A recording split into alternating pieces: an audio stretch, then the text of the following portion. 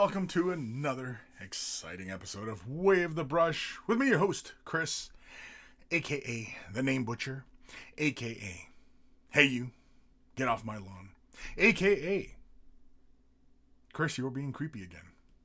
Way of the Brush, the most informative 120 minutes on the internet on the wargaming lifestyle. We'll talk about painting, terrain, conversions, just about everything under the sun, meaning no topics are barred. We'll talk about anything and everything. So, first-time viewers, be warned. If you want to keep the conversation rolling on the wargaming and hobby side of things, be sure to ask your questions in the chat, whichever direction it might be in for you. If you're watching this live, if you're attending, or if you're watching this after it's been, live, you can submit questions to Kris at wayofthebrush.com. If you're going to send pictures, send them as attachments in the email. Don't send it off as links to other sites because it just won't do it. It's annoying. Oftentimes because there's ads and stuff like that. But anyway, it's in the description below, as well as a link to wayofthebrush.com. Central hub of all this silliness has the links to all the social medias, as well as Discord. Join us on Discord. We keep the conversation rolling there 24/7. So feel free to join us on the Discord as well. Only one rule in the Discord. One rule to rule them all. Don't be a dick. That's it. It's the only rule. Just don't be a dick. Also at wayofthebrush.com is links for t-shirts. Want to get yourself a t-shirt? Look like a connoisseur of all that is good and holy in this world. They're wearing a Way of the Brush t-shirt. And if you purchase yourself a shirt, send a picture of yourself in your shirt and I will add it to the Monkey Shrine, which is also at wayofthebrush.com, because it's nice to put a name to the face and a face to the name. You'll also find a link for Patreon. Huge thank you to all my patrons. Without your support, this channel would not be able to continue to do what it is that I do. And so a huge thank you to everybody for their continued support and all of you brand new ones. Huge thank you. And always feel free to ask questions and leave comments on posts and all that stuff, because it helps. It helps me make the patron worthwhile, and so feel free to voice your concerns and opinions and what have yous. I do take them seriously, so feel free to leave questions and what have yous.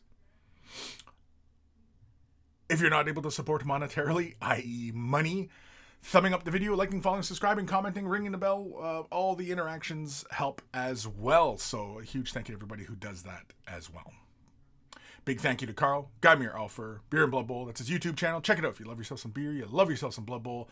Beer and Blood Bowl is where it's at. We always take time to thank Carl, even though he is no longer with us, for taking the time out of his busy day to create the email jingles to play before the email segment of the show. And so always much love to Carl. And of course, speaking of love, much love to my baby brother Evan for creating the intro outro music that plays at the begin and end of the show. And so always much love to my baby bro Evan. And if you're into rare comics, EB Comics. It's in the description. We're talking rare. If he doesn't have it, then it's not rare enough. That's where we're gonna go with that. Scott Radom, hey dude, hey didgery dude. G'day, Kris and monkeys. G'day. Hope you're all doing well today. I hope so as well. In my parts, well, not in my parts, but like where I live, it's windy and freaking cold, and snowdrifts are everywhere, and it's cold. I'm shivering. It's shiver me timbers type weather out there. So yeah, we're still amidst winter. I know. For all of you that don't experience winter, I've got nothing. I'm just keep your mouth shut. your best, just keep your trap shut. Gail B, greetings, my liege. Greetings. Eric Fountain, good morning, Kris and monkeys. Good morning. Yeah, so we're just doing our thing today. We've got some stuff for the Instagrams to go over. Yeah, we got a few things going on with the Instagrams. We do an Instagram portion of the show, so if you use the hashtag WayOfTheBrush on Instagram, I do a little segment, and basically we have a quick look. And of course, I make sure that I always give likes and stuff like that. So yeah, it's just trying to spread the love. Spread the love. Like rub it in all over your back.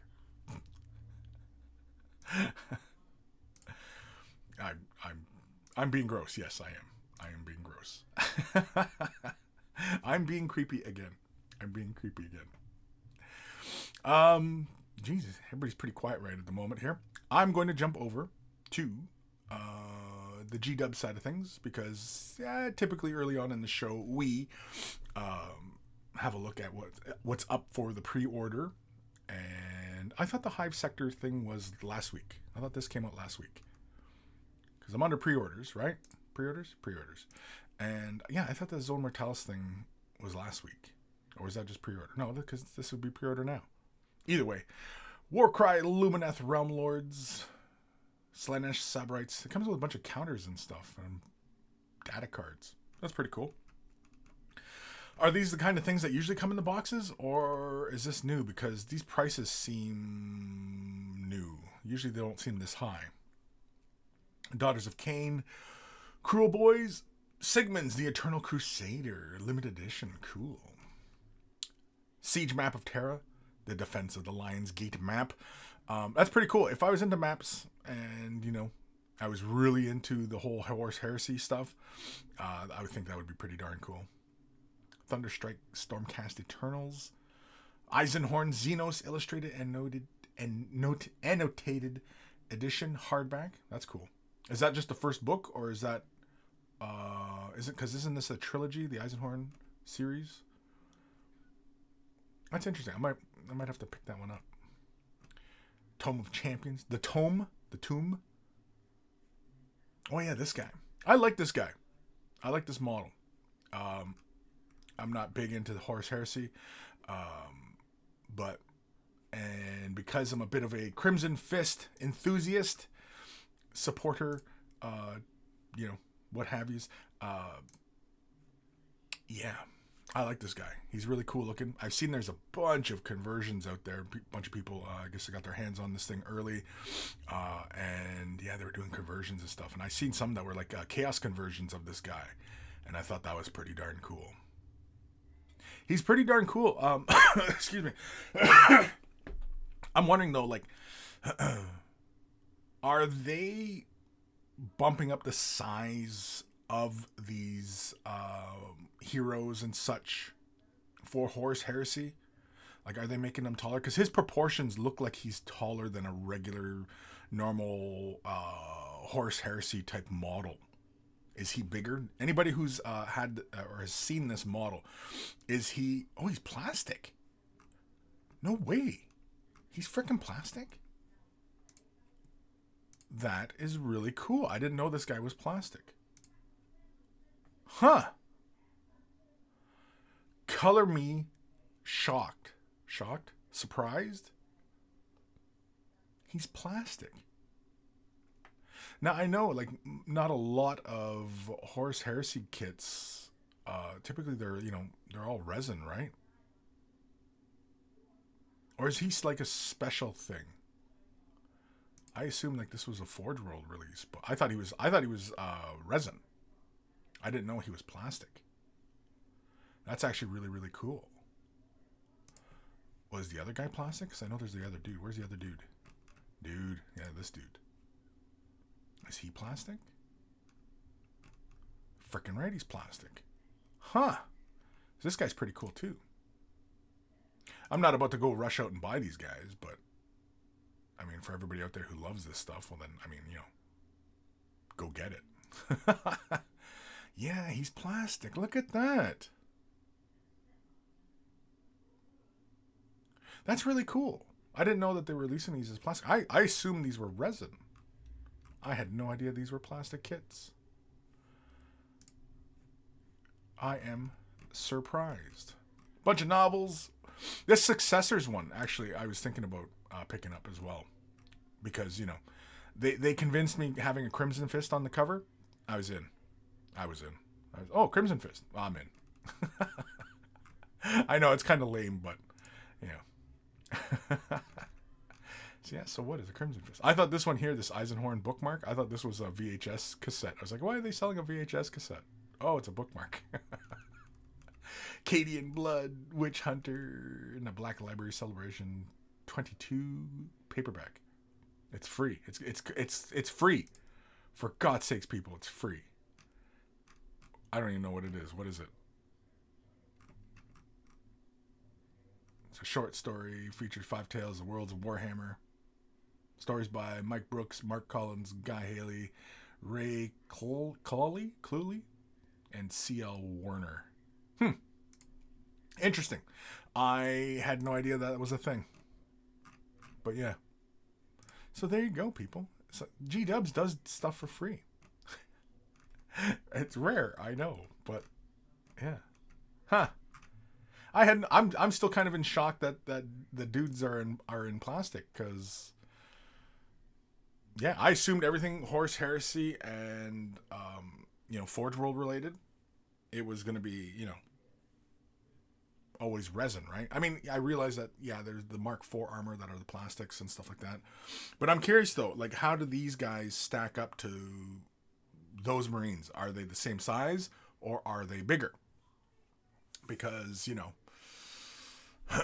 it seems like the shift has been towards larger models, right? So I'm curious if we're going to see this change in Horse Heresy sculpts, right? Will they make them so that they're more in line with current 40K kind of designs? Which is kind of interesting, Of course, it would basically ruin Primaris if they did that, right? Because then if regular Marines were the same size as the Primaris Marines, then, it kind of negates the whole point of Primaris Marines. But whatever. Disco, morning Chris, morning. Gilby, working on some test minis because I can't figure out what chapter I like best. Crimson Fist, man. Crimson Fist. Just get fists. Loving the Imperial Fists and World Eaters so far. World Eaters are a good color scheme as well. Especially, are we talking Horse Heresy or are we talking 40K? If we're talking Horse Heresy, I like World Eaters because it basically gives you the opportunity to get really gory with the figures, right? Because World Eaters, their armor is the white with the blue. But that white armor, and especially if you have like the dual axes guys and stuff like that, and they're just splattered with blood, it just looks really cool, and it fits the character of World Eaters, right? Imperial Fists, well, the Imperial Fists are Imperial Fists in 30K and 40K. The yellow armor with the black and everything like that, like, it's consistent, right? And yeah, but if you're talking 40K and you can't figure out what chapter, then I would go Crimson Fist. In 40K, I'd go Crimson Fists. Or World Eaters, but yeah. But if we're talking 30K, I'd go World Eaters. Just because, they're cool. Because you can just see all the blood splatter on the white armor, right? It's just, it's fun. Scott Radum, that guy, do you even axe, bro? Yeah, he's got the dual axes, right? He's just, It looks more like a Khorne Berserker, World Eater type of look, right? Dual wielding axes. But yeah. Gelby, about to dip into my kids' college fund for some give tyrants. For some give tyrants? I'm not sure I understand what that meant. Sophie, hey Chris, hey monkeys, hey Sophie. Gelby, for some hive tyrants. Oh, okay. Some give tyrants. I don't know what give tyrants are. I've never heard of the give tyrant. But hive tyrant, yeah, okay. Some of the hive tyrants, yeah, they're pretty darn cool. I did have, we were talking last week on the show, and I was talking about basically how Tyranids, Games Workshop can always update the look of them, and it fit within their lore. And jokingly, I was talking about, they should bring back the Rogue Trader look of Tyranids, the Screamer Killer, the Tyranid Warriors, the Gaunts, but also give, the current troop choices and give them that throwback kind of look. I think that would be absolutely hilarious. I might even dabble back into Tyranids. Dabble. I'm talking dabble. Just a little slight smattering of Tyranids. Because yeah, I always enjoy the bugs. They're cool. They're just cool looking. And they've always been a good villain in 40k, you know, something to be scared of, right? Ooh, big scary monsters. They're coming to eat our worlds, and, you know, it's cool. It's just cool. But yeah, doing throwback Tyranids, I think, would be hilarious, especially if they borrowed heavily from their initial design concepts, adapted them for some of the modern units, you know, like Tyrant Guard, Hive Tyrants, and, you know, the different Carnifex monsters, the Turvagon, and, you know, stuff like that, but gave them that kind of throwback kind of look. I think that'd be really cool. And, like, there's no reason why they couldn't sell, you know, the old models, or the older looking models, and the current looking models, and create other variants, right? And then just basically give you different variations on hive fleets, and just allow people to mix and match if they want to go for a specific look, or if they want to, like, you know, a hodgepodge look, or, you know, and just gives you more options. I think that would be really, really cool, especially if they updated them and the parts were interchangeable. So if you like the look of a particular, say, you know, older look of the swords, like the bone swords, but you wanted to put them on a newer looking model, you know, you could do that, right? I think that would be really cool. Just have this basically like Legoland experience with Tyranids that you can just have like all these different variations. Now, mind you, it's a lot of work, I realize, yes, for the design team and the sculptors and, you know, all the painters and everything like that. But damn, it would be cool though. Especially if you can have like visually distinct hive fleets, right? Rather than just simply their colors, but also the look of them as well. You know, they can look like Rogue Trader era or 3rd edition era, or, you know, what was the last big one? Update for them? 7th? Was it 7th edition when they got a big update? And they you know, they changed like the Carnifex look and, you know, all that stuff, right? It would just be really cool, I think. And all of it being valid. You know what I mean? Like, even if you had some of the older looking sculpts, you updated them, brought them into plastics, and then, you know, put out the entire line, I think that would be cool as well. You know, like, again, they can milk Tyranids as far as like modeling is concerned. They can milk that one for a long time, really. Just as long as Space Marines, right? Because Space Marines, you have different eras of armor, and then at some point, the armors were mixed matched, right? Because it was part of the army, like Stern Guard, right? Stern Guard had armor from different eras all over them, along with all their, you know, their details and stuff like that, right? So, you know, which is very cool, and you don't really see that now with Space Marines. They're very uniform. There's a lot of conformity amongst the line. Now, I don't know if that's just simply a design choice, or if they're sticking with, you know, what they've established in the lore, that's why they all look very homogenous, and, you know, every chapter's, the Marines all pretty much look the same, right? Whereas, you know, Primaris Space Wolves should look different, and Blood Angels should be a little different, and, you know what I mean? Like, all the chapters with their Primaris should take on the character of their chapters. I think, anyway. But yeah, it's fun though. It's fun. It's fun speculating. Didgeridoo. The Xenos book is the first book in the series I'm thinking about picking up. Yeah, it's a nice hardcover book. I like hardcover books, even though they are pricier typically. But I like a hardcover book. I like them hard. I like my covers hard. Old man Logan. Hello, Kris and Monkeys. Hope you're all having a wonderful Saturday. Thank you, old man. And I hope you're having a good day too. Gail B, that was a joke, by the way. Oh, I get jokes. About the dipping into college fund? Or doing test mini? I don't know. There was two different jokes at play there, bud. You can't just keep humming, you know, jokes at me, right? I mean, if you're going to throw a joke out there, let it, you know, let it marinate a little bit. let that some bitch marinade. Scott Radom. Kris, I prefer the Crimson Fists. I applaud you on your taste. Not the elf stuff, but you're bang on with your Marine choices. The elf stuff, yeah, you can go to hell. But Marines, right on, right? Yeah, I get you, Scott. I get you. No, Crimson Fist, I like the Crimson Fist. I mean, like, for me, being an old timer, I mean, like, yeah, there's that affinity for Crimson Fist because, yeah, on the cover of the Rogue Trader, right? It's this. The cover of Rogue Trader embodied so much of the vibe for 40K, right? It was humanity's struggle against all this unknown force. Although in the artwork, it actually, you can see it's actually orcs that they're fighting, but, well, of course, and Buddy's holding a head of an orc, right? So anyway,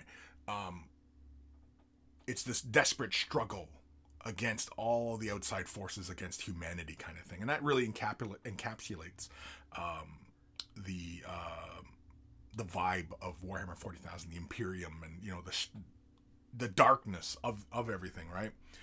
And it's grim, it's grim dark. And Crimson Fists, I mean, they're on the cover. They're the poster boys, right?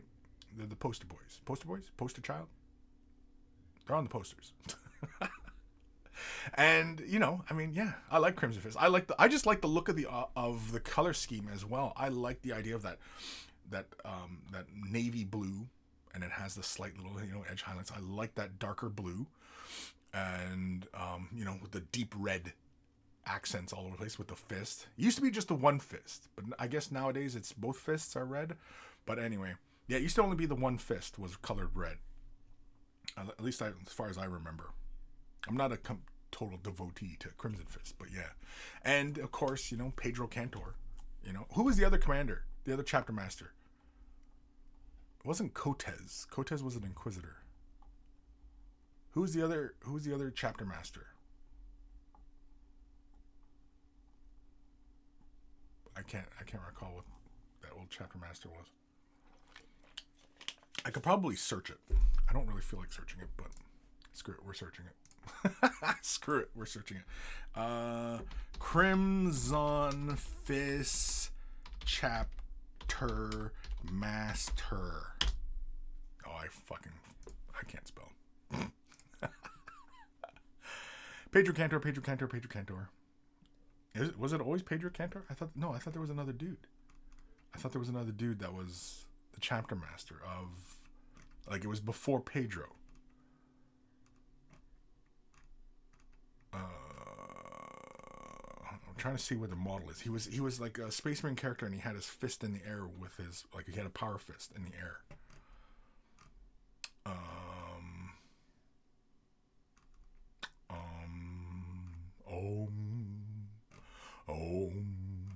I can't see it. Does anybody remember? Maybe somebody's typed it in the chat by now. No, I can't see it. Yeah, it was a character. He was, or maybe it always was Pedro, but I thought it was somebody else. He had like a C name, like the name began with a C, and it had a bit of that Spanish vibe to it. Fuck, I can't find it. He was an old Crimson Fist character. Ooh.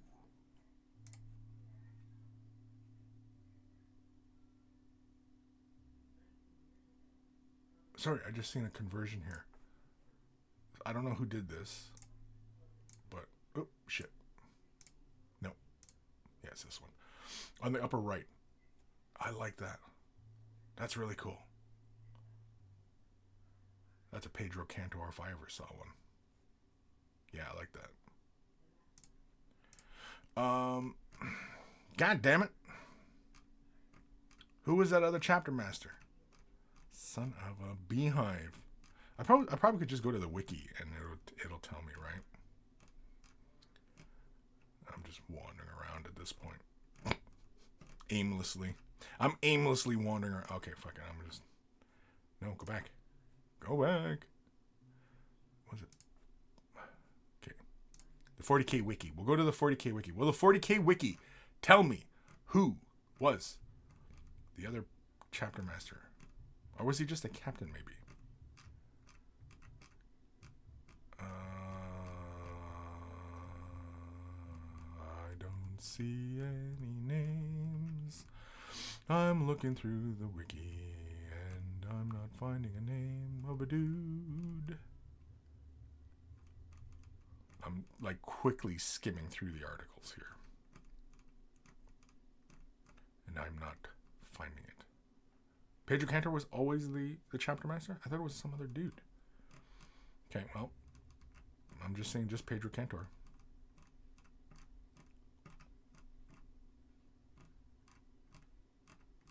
I must be misremembering it then. Well, Kris's memory ain't what it used to be anyway, right? So, yeah. Damn, yeah, now we're into the Indomitus stuff and blah, blah, blah, blah, blah, blah, blah, blah, blah, blah, blah, blah. Anyway. All right, I'm done farting around with this. I'm done goofing around. No more goofing around. Serious business. Talking wargaming. Talking miniatures. Kris Dilly, good day to the glorious Name Butcher and monkeys. Hope you're all well. Hope you're as well. Well as well. Well as well. Hope you're well as well. There's got to be a better way to answer that, right?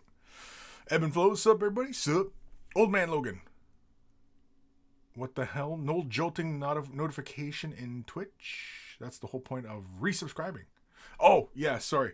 The thingamabobber of the program I used,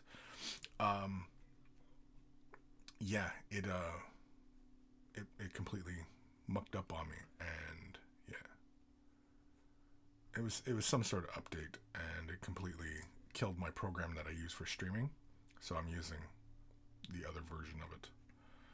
But yeah, but thank you. If you resubscribe with the Twitch Primes, thank you. I didn't see it. Here, hold on. I got to go to the site.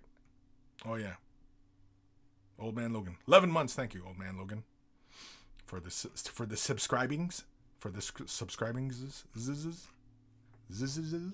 Subscribes. Anyway. Yeah, so very, very cool. Thank you, Old Man. Sophie, are they updating the Tyranid sculpts? I have no idea. I was speculating. The word is that after Eldari, Tyranids are next. This is supposed to be the next book coming up. So they teased that in one of the articles, the Warhammer community articles. It was like at the end of the article, and they said, Tyranids are coming next. So everybody was like, ooh, Tyranids are next, which is pretty cool. I don't know if they're going to have any updates. If anything, I would assume that they're probably going to have like maybe a new unit type, or I don't know. I have no idea. Didgeridoo, I don't think they are, Sophie. We were talking about the old Rogue Trader sculpts that would make a comeback. Yeah, I think it'd be cool if they gave us like different iterations of Tyranids, you know, just because, really. And that way, you know, every Tyranid player can truly have their own flavor of Tyranid they want, right? Because you can paint any iteration of the designs of Tyranids to be any of the Hive Fleet colors, or make up your own Hive Fleet color, or you know what I mean? Like, so many possibilities you can do with Tyranids. You can just make them crazy. Legion, the newer Horse Heresy Praetors are in the Primaris scale, certified big boys, but the Primaris still have the compensator pattern bolt guns going for the... Sorry, that took me a little bit to say. Excuse me. Hail boop, hail, hail. Scott Radham, are you even going to address that Darren Latham is taller than Superman? It's not right. Why isn't it right? I mean, we looked it up actually last night because my son had seen it all on Twitter as well, that there was a bunch of people taking pictures with Henry Cavill. And we looked it up. Henry Cavill's only, like, he's just shy of 6'1". If you round up, he's 6'1". Otherwise, he's 6 foot plus. And yeah, I mean, like, if I was standing next to Henry Cavill, I mean, we'd look like we were the same height. So, you know. But yeah, because you imagine like Superman, right? Like whoever's playing Superman is just like this super big dude, right? And yeah, but I mean, like, you know, yeah, Darren Latham. I mean, like, the dude's probably what, 6'2", 6'3", probably. It's a tall dude. But yeah, I'm not sure why it's not right though. Like, it's not Darren Latham's fault that he's taller than Superman. There was another picture I saw, somebody with Cavill, and he was taller than Cavill as well. He was like a big burly looking dude. I don't know who it was, but yeah. Anyway, Gelby. What I love about the Nids is that they are similar to the Flood from Halo as far as galactic threat, but they're just doing what they're meant to. All they know is num num. Num num? Num num. I just like that. Was it King Shark? Num num. And I'm definitely going to 3D print some custom Tyranids. Anyway, back to bullying minorities on Twitter. Jesus. What? Did you just say the quiet part out loud? Anyway, back to bullying minorities on Twitter. Jesus. That's awful, dude. Scott Radham, Crimson Fist love is for sure from the cover of Rogue Trader. It all starts there. Let's get some Beacon Marines. God damn it. Yeah, that'd be cool. I mean, I like the Primaris size. But yeah, it would be cool if like regular Marines were that size. You know what I mean? Like, it'd be cool. But, you know, what are you going to do?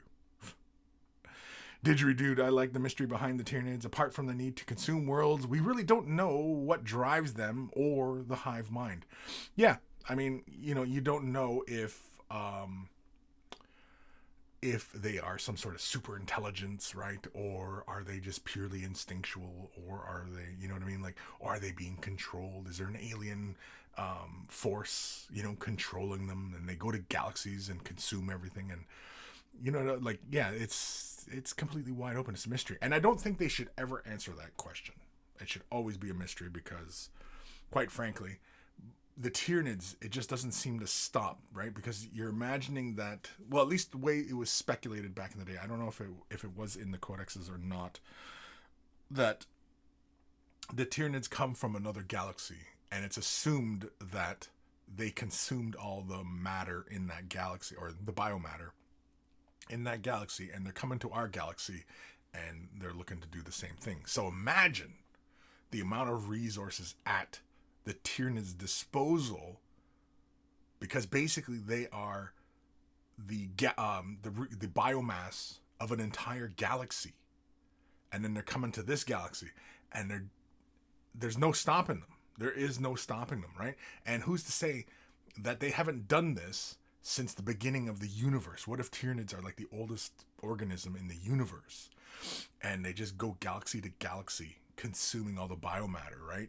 And, you know, like the span of time that they've been in existence, they've, you know, consumed, you know, 10 other galaxies by the time they've reached our galaxy. And, you know, it's like 5 galaxies worth of biomatter in this hive fleet, right? That's coming to our galaxy to consume. Like, there's no winning. There's no winning against it, right? So, yeah. Anyway. Hail Boop. Pedro is the 29th chapter master, but he's always been the chapter master himself too. The Crimson Fist to have a model, if I recall. Yeah. No, there was another Crimson Fist character, and he had his fist up, and he had a bolt pistol, and he was like, kind of like, it was an older sculpt, but he was kind of in that, you know, that one off pose, like there's no, you know, changing his pose kind of thing. But yeah. Lord Krabby, good afternoon, party peeps and Monkey Lord. Good afternoon, Lord Krabby. Hail Boop. Cortez Alesso is who you're thinking of, and he was a captain. Oh, okay, he was a captain. Cortez Alesso. Okay, so that's who I'm thinking of. Sorry. Okay, so he's not the chapter master. He's a duder. He's a captain. Gotcha. Okay. Is he still part of the lore? Is he still, like, you know, a captain? Or did he get promoted? I'm concerned now. I need to know what happened to Cortez. King, I'm a twin and I'm painted chrome. I'm a twin and I'm painted chrome. Shiny and chrome. Witness me. Sophie, don't if anyone agrees with me, but Tyranids, all eras of Sculpts can look good in the army. Yeah, oh yeah, definitely. Yeah. Like even if you have slightly different sizes to the models, like say a Carnifex, which is kind of a bit smaller, Carnifex that's really ridiculously huge, right? Like you'd imagine that, you know, the Hive Fleet, as it's consuming the galaxy and it's changing its tactics, that, you know, On some worlds, right, the gravity's stronger, weaker, right? All these different factors. I mean, of course, in Warhammer 40,000, we are rarely ever concerned about the actual environment details of worlds, higher gravity, lower gravity, and you know what I mean, and the amount of radiation and lack of radiation. You know what I mean? Like all these different factors towards worlds. It's just assumed that every world that humans are on is like an Earth-like world, you know, which still mathematically is a whole shit ton of worlds, but you know, there still would be some Earths that are bigger, smaller, you know, an Earth-like world that had Earth-like moons. You know what I mean? Like, like all these different variations, and you know, yeah, all sorts of possibilities. Fire Drake. Hi, Kris and Monkeys. We talking about how much Eldar suck and Primaris blasphemy? Primaris blasphemy. I'm not familiar with the Primaris blasphemy. What's the Primaris blasphemy? You're gonna have to fill me in, Fire Drake. What's Primaris blasphemy? I get the whole Eldar suck thing, but you know what though? Eldar don't really exist anymore. They're Eldari. So, Gelby. Note to self: don't put your orange juice next to your paint water when you're painting Imperial Fists. Sophie, drink apple juice instead, Gel. Hail Boop. If I recall, one of the Necron novels implies that the Tyranids may be running from something. Yes. Well, that was speculation back in the day before the Tau were introduced. So we're talking like the end of 2nd edition into 3rd edition. And it was like speculation because there was a Jess Goodwin drawing of like, you know, the crisis suit, the early concepts for crisis suits. And it was speculated that this faction, this you know, mech force was the ones that were pursuing the Tyranids, and that's why they're, you know, coming through. Then of course they introduced the Tau as their own thing, and they're in the galaxy and they're a young race, and you know, we all know the story. But yeah, back before the Tau were introduced to the game universe, yeah, it was speculated that they were the force behind the Tyranids migration. Of course, Tyranids, yeah, something could be chasing Tyranids, sure, right? Of course, you know, might not be. Could be Necrons, right? Who knows? Who knows how big the Necrons are? I mean, like, it seems kind of crazy that the Necrons are millions and millions of years old and they're only in this galaxy, even though they have the means for faster than light travel, the means to put themselves into suspended animation and, you know, go to sleep while they travel to other galaxies, right? So, like, Necrons really should be all over the universe kind of thing, right? Because they honestly have nothing but time. And where are the old ones, right? What happened to the old ones? Did they leave this galaxy? Did they leave the universe? You know, like what happened to them? It's fun. It's just, you know, fun stuff. Just playing with the background and, you know, speculating about things. The mysteries of Warhammer 40,000. It used to have so much mystery in the past that, you know, nowadays everything gets all fucking explained away. And it's like, oh, that's so boring. I mean, it's so much more interesting when there are mysteries and they, you know, they don't need to explain them. They don't need to explain the mystery because the part of the fun about being really into the lore and having like all these mysteries and all these things that we get into these discussions when we all get together in gaming groups and conventions and we're just sitting around, or even just like this and we're just talking online and we can speculate about, you know, what does it mean? What's this, you know, what's this faction about? What does this mean? Where did this weapon come from? And you know what I mean? Like, and we can speculate all day long and it's a lot of fun. You know, where it gets really kind of annoying and pedantic is in things like Horus Heresy type stuff, where it's all very established because it's like you know, it's like a history, and so it's all treated like it's factual kind of thing, and it's all explained.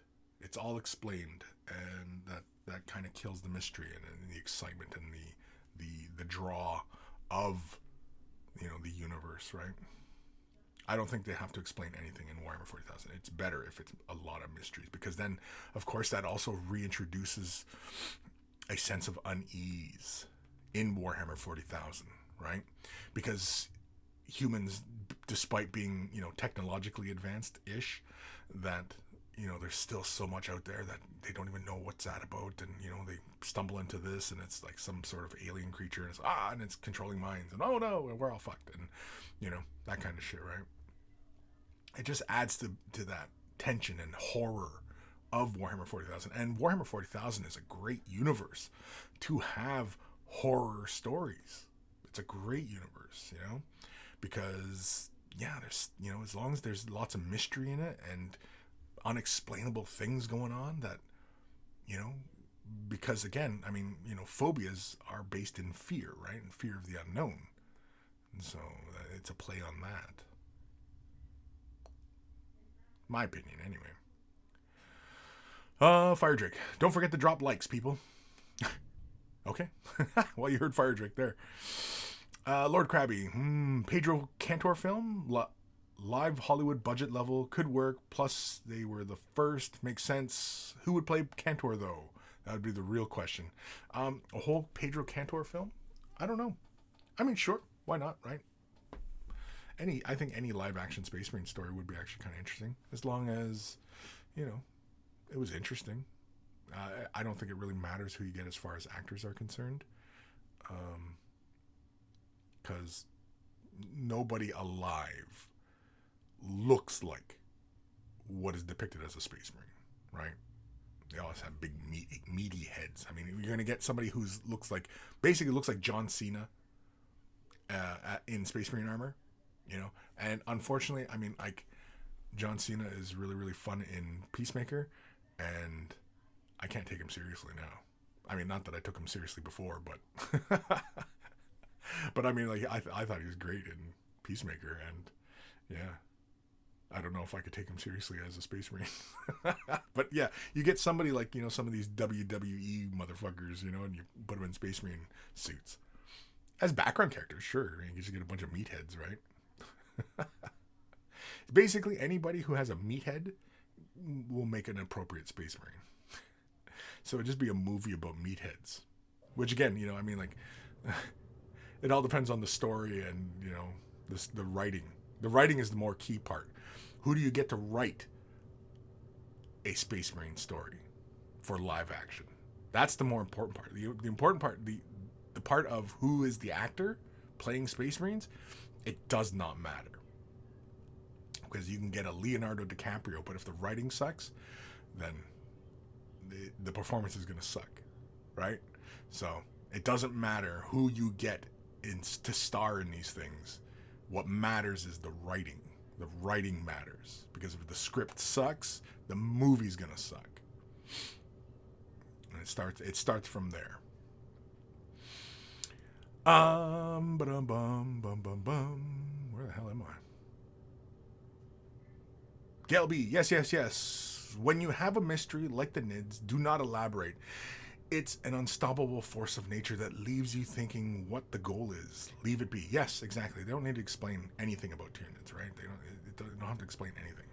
Just leave it as a mystery, and that makes it more horrifying because you don't know, like, what motivates these freaking things. Like, what are they about? And and all of a sudden, I mean, you get into the point of you start explaining too much, then all of a sudden they start talking, right? Tyranids having conversations with people. And it's like, there goes the horror, right? It's kind of like what they did with Necrons. Necrons were when they were introduced, they were a silent enemy, and they were just unstoppable. These machines, you shot them and they fell down and they got back up, right? And they kept on coming, and it was horrifying. And then of course they updated them, where all of a sudden the lords are crazy and they talk and they're siding with Blood Angel, and it's like, oh my god, no, what? And so no, I again, you don't need to explain this stuff, and in fact, the more mysteries there are, the better. And in fact, that actually works better for storytelling, to have more mysteries, because there's more gaps in what we understand, and that allows other authors to play within themes and tell more stories. When everything's explained away, then there's no wiggle room to tell a new story, right? And everybody likes having stories, so, everything doesn't need to be explained away. Biddy-doo. Fuck, where the hell am I? Reese Taylor, the Silent King knows some stuff of the Tyranids. That's why he returned to deal with the threat. Oh, really? Evan Belleau, good point, Fire Drake. Yep. Scott Radham. Darren Latham could stand in for Pedro. He's like 7'8", taller than Superman. Yeah, Darren Latham, I don't think is 7'8". He could be. I don't think so, though. Also, he could be closer to the camera as well. It's perspective as well, right? But no, I mean, Cavill, he's just shy of 6'1". That's documented. That's the documented height of the man. So you can speculate from there. Cock King, Way the Brush, episode 373, making the biomass grow. Lord Krabby, could be Scott, could be. Fire Drake 18, what about the Mandalorian actor? Can't think of anything. Pedro Cantor? Or Pedro Pedro Pascal. That's his name, Pedro Pascal. I thought he was great in Narcos. Pedro. Wasn't a big fan of his performance in Wonder Woman, the second Wonder Woman movie. But yeah. But it wasn't his fault. Again, it's the writing. It's the writing. Again, when you see a shite movie, I mean, a lot of times it's not the actor's fault. It's the fucking writing. It's the writing. It begins at the writing.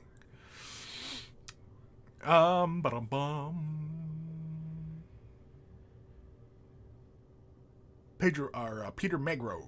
Good evening, music lovers. Good evening. Fire Trek 18. They're killing the first round with Primaris Marines. Make them stop. And he's crying. Hail Boop. Cortez was replaced as captain of the 4th Company, which I believe implies he died. Oof. R.I.P. Cortez. R.I.P. Crimson Fists have him as MIA, but he's been MIA for a while. Oh, so he could come back. He could come back. Maybe he comes back as a Primaris. Maybe they find him on a lost battlefield somewhere, and as they're about to harvest the organ out of him, he wakes up and he goes, "Hey, what the fuck? You're taking my liver." He says, "Oh shit, sorry, bud." And so, basically, the Crimson Fists talk like they're all Canadians. "Oh, sorry, eh?"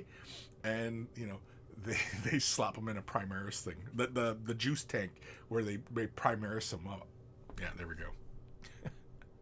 Basically a back to tank. It's back to tank from Star Wars, and he's sitting there, and then he expands out, becomes Primaris.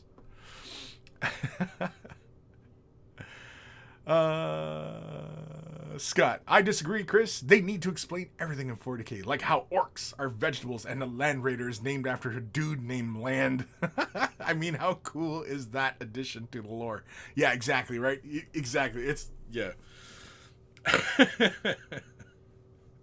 Explaining that orcs are vegetables? Yeah, I mean, sure. I mean, it doesn't really hurt, but it leads you into some really weird areas, versus they're orcs, and for whatever reason you hack them down, their blood spills into the ground, and all of a sudden you have more orcs popping up. Okay, sure, right? Like, why did it have to be they're plant-based, right? Because the current theory is that the old ones made the orcs along with the Eldar and the Jakaro. It was the 3 of them, right? The old ones made those 3 races to fight the Necrons. And the Kork are basically an experiment gone wild, and they just, went off and started doing their own thing and spreading all over the place. And when Eldar were spreading all over the place, but then they fucked themselves up. And then, of course, the Jakaro, the Jakaro are just kind of scarce, right? So, who knows? But yeah, I mean, yeah. they need to explain more things in 40K. They need to explain it all, right? Greenleaf Terrain, who writes it? It just nerd. It's just some nerd. Yeah, I mean, but it's the people who really enjoy this stuff that, write this kind of stuff, right? I mean, like, you're not gonna get a writer who doesn't get this material. They have to have some familiarity with it. But, like, I would like to know how, for example, if you are somebody, and you're hiring a writer, and you're gonna, you know what I mean, like somebody at Games Workshop, you have all this background material, and you're gonna hire a writer to write a screenplay for, a feature film. How do you introduce that writer who might not be familiar with the source material, how do you introduce them to it? How would they do it, right? Do they have a Bible of sorts that is, the main things, and then of course some other short stories and the kind of idea of how they are, going to go about telling this story, whatever the story may be, right? Because we all assume that a Warhammer 40,000 story will involve Space Marines. It'll center around Space Marines, right? That's the assumption. Now, because that's the assumption, then that means, right, that Space Marines are the poster child of 40K, right? When you think 40K, you think Space Marines. And that might be what Games Workshop wants, and they want to continue to roll with that. Personally, I think far more interesting stories would be told through the eyes of Imperial Guard, Sisters of Battle, even an Inquisitor. I don't think a story told from the perspective of Mechanicus would be terribly interesting, but in Hammer and Bolter, there's an episode where it's told from the perspective of Mechanicus, and I thought it was fascinating and interesting, kind of fun. And yeah, there's many different perspectives you could tell from the perspective of Imperial Guard, Sister of Battle. There's many different ways you can tell stories there, because the Imperium is so many different worlds, so many different kinds of cultures and levels of technology, and you know what I mean? Like, you can tell all sorts of crazy ass stories within Warhammer 40,000 universe as far as human perspectives are concerned. And a live action feature most definitely would feature around humans, right? So, because, it's kind of hard for orcs, it's kind of hard for Eldar, right? It's kind of hard. Well, Eldar's not too bad, because you can have people kind of, digitally stretched a little bit, right? Tau, kind of, to some degree. You can have some fun with it, I suppose, but, yeah. I think it would be better if it was told from a perspective of Imperial Guard. Some unknown regiment, or a known regiment, I think an unknown regiment would probably be better, And then you can even have it, even a story of an Inquisitor. Oh, you know what? Yeah, I think we've already talked about this. Inquisitor. Or, it's Inquisitor, Chaos Child, and Harlequin. Those are the 3 books. It currently exists as 3 books. And it's done by Ian Watson, who has written screenplays. And I still argue that would make an awesome Warhammer 40,000 movie. It dabbles in everything. It gives you everything about Warhammer 40,000. And I think that would be awesome. If you've not read the story, Inquisitor, it used to be just called Inquisitor. It was 1 book. Then they broke it into 3. Inquisitor, Harlequin, and Chaos Child. Or it's Chaos Child and Harlequin. I think it's Harlequin's the 2nd book and Chaos Child is the 3rd book. Read those 3 stories, and you'll see what I mean. Some of the ideas are dated because that was written back in Rogue Trader era, but you can always update the details of certain factions and stuff like that. But otherwise, oh yeah, because there's also a squat in the story. But a squat could also be in 40K as well, right? They're not entirely dead. There's still hints that they still exist in Warhammer 40,000, right? So, yeah. But yeah, if you have not read Inquisitor, I highly, highly suggest reading Inquisitor. In fact, that and Deathwing, I think, were like some of the first books written involving Warhammer 40,000. For all you Warhammer 40,000 enthusiasts. Fire Trick 18, all the 80s action stars de-aged to play Space Marines. Best Expendables sequel yet. Yeah, and yeah. I'm not really fired up to see Arnie donning Space Marine armor. No. Again, a full story about Space Marines. No, I think Imperial Guard would tell a much more dramatic story. A far more dramatic story. A far more compelling and interesting story. Would be told through the eyes of Imperial Guard as opposed to a Space Marine. Even though, yes, Space Marines are the poster child for Warhammer 40,000.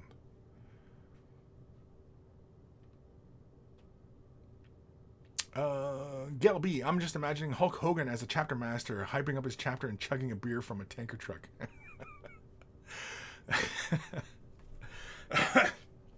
Yeah, I don't know about that. Oh, shit. Fire Drake. I got you too, Lord Krabby? Yeah. Primaris Blasphemy. What is... You got to explain the Primaris Blasphemy, though. Fire Drake, please, explain it to me. What is the Primaris Blasphemy? I don't know what that means. Sophie, I know they do a brief overview of the kind of planets in Warhammer in the rulebook, but have they done more in depth of the worlds of Warhammer? Oh, like all the realms? I think so.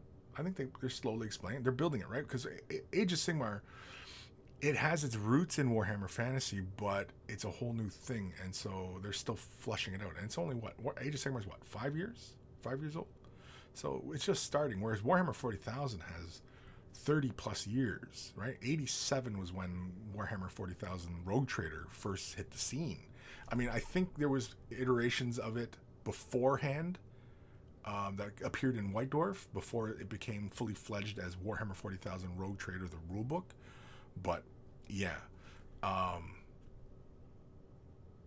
it's been around so long, and like I said, like Inquisitor and Deathwing, the novels, those were out pre-1990. So those are some of the first books written about stories, right? And I think that's why Inquisitor is so broad in where it's all going, because they wanted to give you that flavor of Warhammer 40,000, right? And I think that's the best route to go, because then you can introduce all sorts of concepts in that first movie, and then if you wanted to delve more into specific things about Warhammer 40,000, you just branch off from that main story, right? And you can essentially create your Warhammer 40,000 cinematic universe from that starting point. I think it's a good starting point. I think if you're just too hyper specific about something, like a story about, Cadia's, the fall of Cadia, I think that feels a little too specific. I think something more broad would have more appeal than something very specific, right? If it's just about Imperial Fists, then every Marine player out there is going to be like, fuck Imperial Fists. I wanted to be about Blood Angels. I wanted to be about Dark Angels. I wanted to be... The list goes on, right? Everybody would bitch it was about one specific chapter. Or if it was one specific regiment of Imperial Guard, or one specific order of Sister of Battle, or, you know what I mean? Like, you're not going to please everybody. You know that. So you might as well come into the whole thing and tell a very broad story that gives you a sprinkling of everything to make most of the fan base happy. You go for the majority. You try to please the majority. You don't try to please the minority. In fact, ignore the minority. That's awful. It's terrible advice, I know. Ebb and Flow, would de-aging turn the 80s action stars be expendables because extending their careers? I'll see myself out. I denounce and reject myself. Mia Cupola. Yeah, no. Scott, I just got the news. After seeing the picture of Darren Latham next to Superman, the Philadelphia 79ers signed Latham as their new starting center. $114 million contract for 4 years. Attaboy. I saw the picture of Latham and Cavill. He didn't look that tall.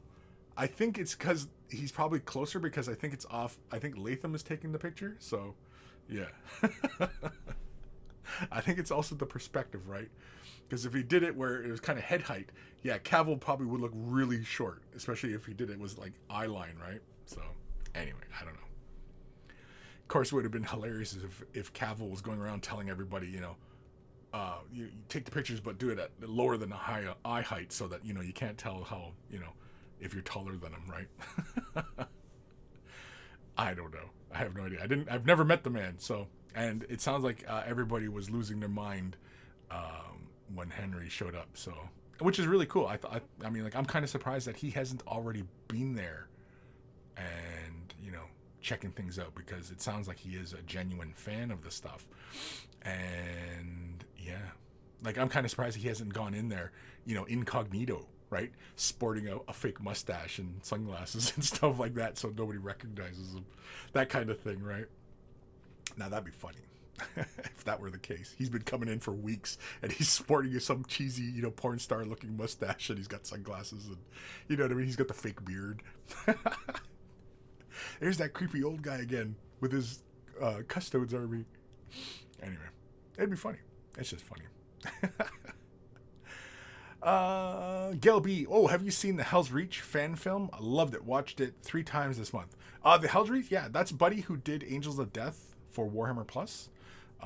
And Angels of Death is fantastic. And yeah, Hell's Reach was awesome. But yeah, I think it's because he did that, and he also did that live action short as well. The one with the Imperial Guard, he's hurt and he's saved by a Space Marine. I can't remember what the fuck that is. Guardsman? Is it called Guardsman? Anyway, the same guy did that. Hell's Reach, Guardsman, and then did Angels of Death. Angel of Death is fantastic. If you haven't watched Angel of Death,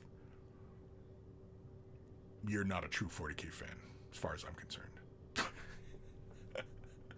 I know, it's pretty harsh, right? It's like, oh, everybody's like, oh, really? Aw. Aw. Aw. Lord Krabby, I'm legally going to change my name to Grimaldus. Yeah.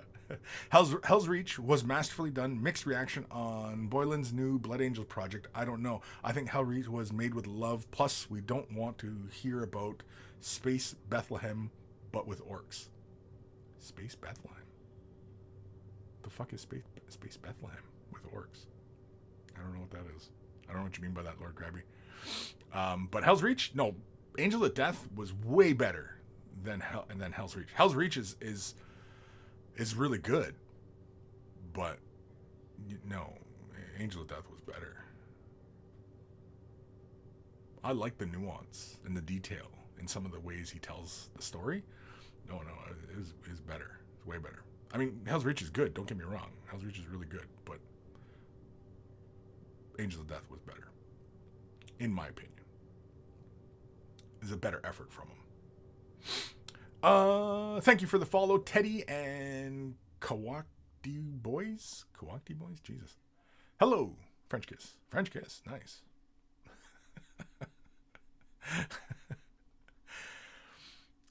Old man Logan. 79ers? Really, Chris? 79ers?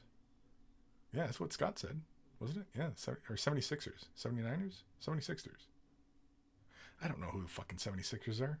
I don't follow basketball. Teddy, mustache. Thank you. I do have a mustache. Do you have a mustache? If you have a mustache, send a picture of yourself with your mustache. Like, on. Don't send it off as like a picture of yourself and then a picture of your mustache, because that's weird. Sophie, if they do a live action 40k movie, I think a short series of 1 to 2 hour episodes over 6 to 10 episodes of the journey of a guard going to war, short of Band of Brothers, but in 40k. Yeah, there would be that comparison made, right? Yeah, that telling an Imperial Guard story would get compared to Band of Brothers, but Gaunt's Ghosts is kind of, Band of Brothers. I mean, they all draw their inspiration from, various things. And I mean, again, it would be essentially like a World War II movie in space kind of thing. But I still think that's the better venue for a 40k movie, other than the story of an Inquisitor who's the central linchpin of all the dealings of a galaxy kind of thing, right? Again, I mean, and yeah, and as far as like a feature film, why does it have to be a feature film? Why can't it be a live action series, right? Like Witcher or, any other property, right? Like, why can't it be just, a mini series of like, 6 episodes, all an hour long, giving us a story, I don't know.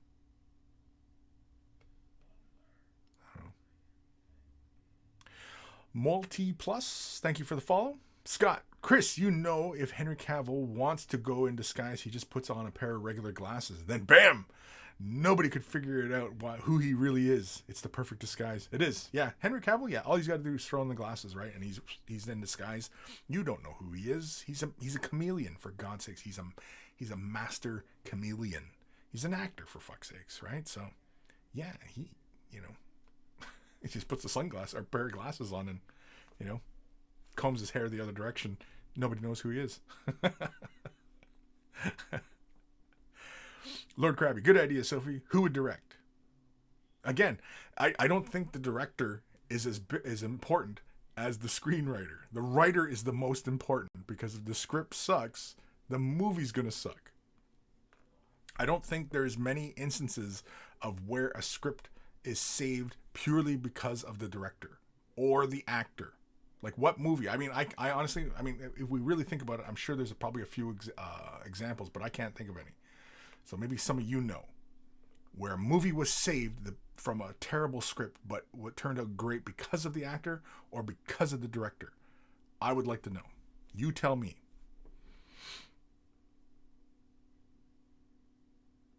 Ebb and Flow. Doesn't he have to find a phone booth first, Scott? Oh, these fucking jokes. Sophie, Kenneth Branagh, Joss Whedon, someone good plus good writing team. Joss Whedon, I don't know about that. Kenneth Branagh, I don't know. I guess really it depends on what you're looking for as far as the overarching tone of the film, right? Like, what are you looking for?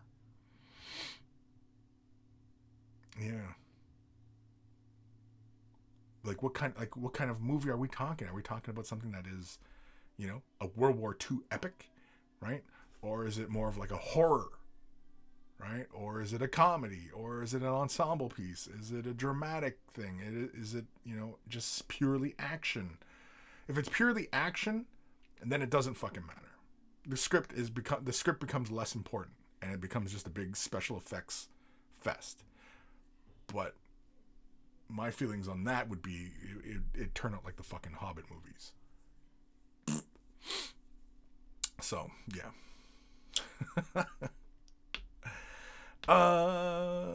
Scott, Ebb, there are challenges Superman must overcome every day. Phone booth is a challenge nowadays, but Soups will overcome because that's what heroes do. Ebb and Flow, with great power comes great irritability. Old man, well, George Lucas directed all the worst Star Wars movies, in my opinion, so I believe that the director can certainly ruin performances. Sure. But again, yeah, I mean, like, George Lucas, I mean, that was one man overseeing all of those creations. And in retrospect, the worst Star Wars movies, well, what are the worst Star Wars movies? Because 7, 8, 9 are the current hated films. 1, 2, 3, 15 years ago were the hated films. Right?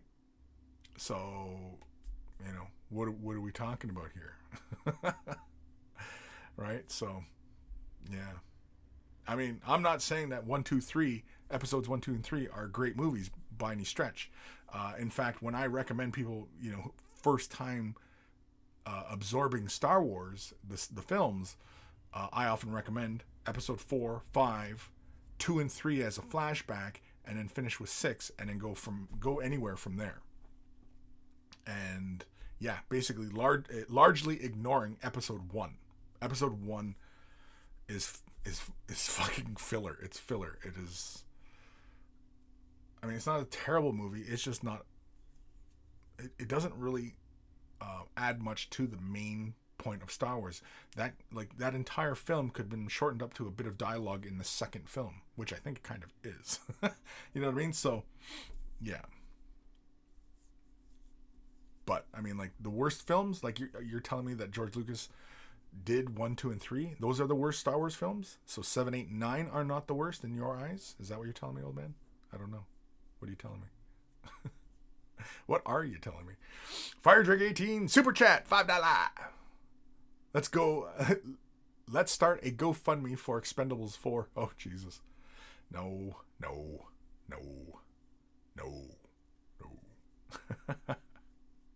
Old man Logan, 1, 2, 3 are the worst. Really? You agree? So you liked 7, 8, 9 better than 1, 2, 3. Very, very interesting. I'm not sure within the whole Star Wars community that is a very commonly held view. And I mean, you know, I'm not saying you're wrong or anything like that. You might be right. But I mean, there's a lot to like about 3. What they did in 3, that should have been the stories of 1, 2, 3. What they did in Revenge of the Sith, how everything played out in that story, That's how those first 3 chapters should have been told. It should have been that story, not all the other gibbly-gook about everything else. And then, of course, explaining everything away, right? Completely unnecessary. Completely unnecessary. It doesn't matter, right? Because in Star Wars, like, it's not like Star Trek. Star Trek likes to explain how the things work in the universe, like within universe, whereas Star Wars, initially never felt like it needed to explain any of that stuff. It just worked, right? And it was dirty technology and, you know, doodads and bitbobs and stuff like that all over shit, and, you know, it works because it works, and that's fine. The story really initially wasn't about that kind of shit, right? Where Star Trek, you know, there is, whatever reason, there is this vibe to explain how these little doodads, these made-up doodads work. Like, you know, I'm not sure why there is that difference between the two, but yeah. And I don't think Star Wars needed to go down that road to explaining away the universe, because it wasn't necessary. It wasn't the point of the stories, right? Because initially the whole point of the stories was to give us modern day myths and legends and fables and, you know, that kind of thing. At least that's what they say. Zero's hobbies. 789 ruined the franchise, in my opinion. The whole franchise just ruined. Star Wars is dead to you then, right? Is that what you're saying? Star Wars is dead? Because of 789? Is that what you're saying? I don't know. Didgeridoo, going to have to catch the rest of the show tomorrow. Starting to fall asleep at the computer. Hope you all have a good day / night. Yeah, you too, dude. He's falling asleep at the computer. That's how compelling this show is, that people are falling asleep at the computers. Michael Jinri? There is no discussion. Empire Strikes Back is just assumed to be the best. Well, it is. In my opinion, it is. It could, because it tells a very compelling story. It is action the whole way through the film. You know, we follow, 2 main storylines, right? Han and Leia and Luke in that, right? It only diverges through two groups of characters. And I guess a little bit of Darth Vader, but not really. I mean, he's just really there to motivate the plot and keep things moving, right? Like, that's the whole point of the villain, is to keep the story moving. Because otherwise, good guys doing good guy things is just boring. So you need that drama and the excitement and, you know, the adversity, right? So, yeah. But yeah, I agree. Empire Strikes Back is the best Star Wars film. It is the best. Followed by Return of the Jedi and Revenge of the Sith. Depending on my mood, one over the other, you know. But yeah, Empire Strikes Back is my favorite Star Wars film. It's the best one. Now, is it the greatest movie of all time? No, not really. But it's the best Star Wars film. Old man, yes. Gelby, Jar Jar makes me fucking wet.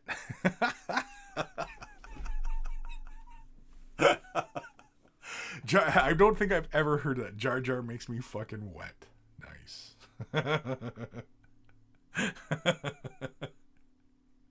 That's too funny. I get hard for Jar Jar. Old man Logan. Lucas took some very good actors in 1, 2, 3 and said, acted as flat as possible. Right. Well, again, George Lucas should have just did all those things as animations, because yeah, he was more concerned about building his worlds than he was telling the human story, right? Getting to the emotional pater. That's why 4, 5, and 6 are better films, because he was restricted, especially in episode 4, right? He was very confined, and he had budget constraints and stuff like that, and so he was watching every corner, and he was trying to get to the heart of his story.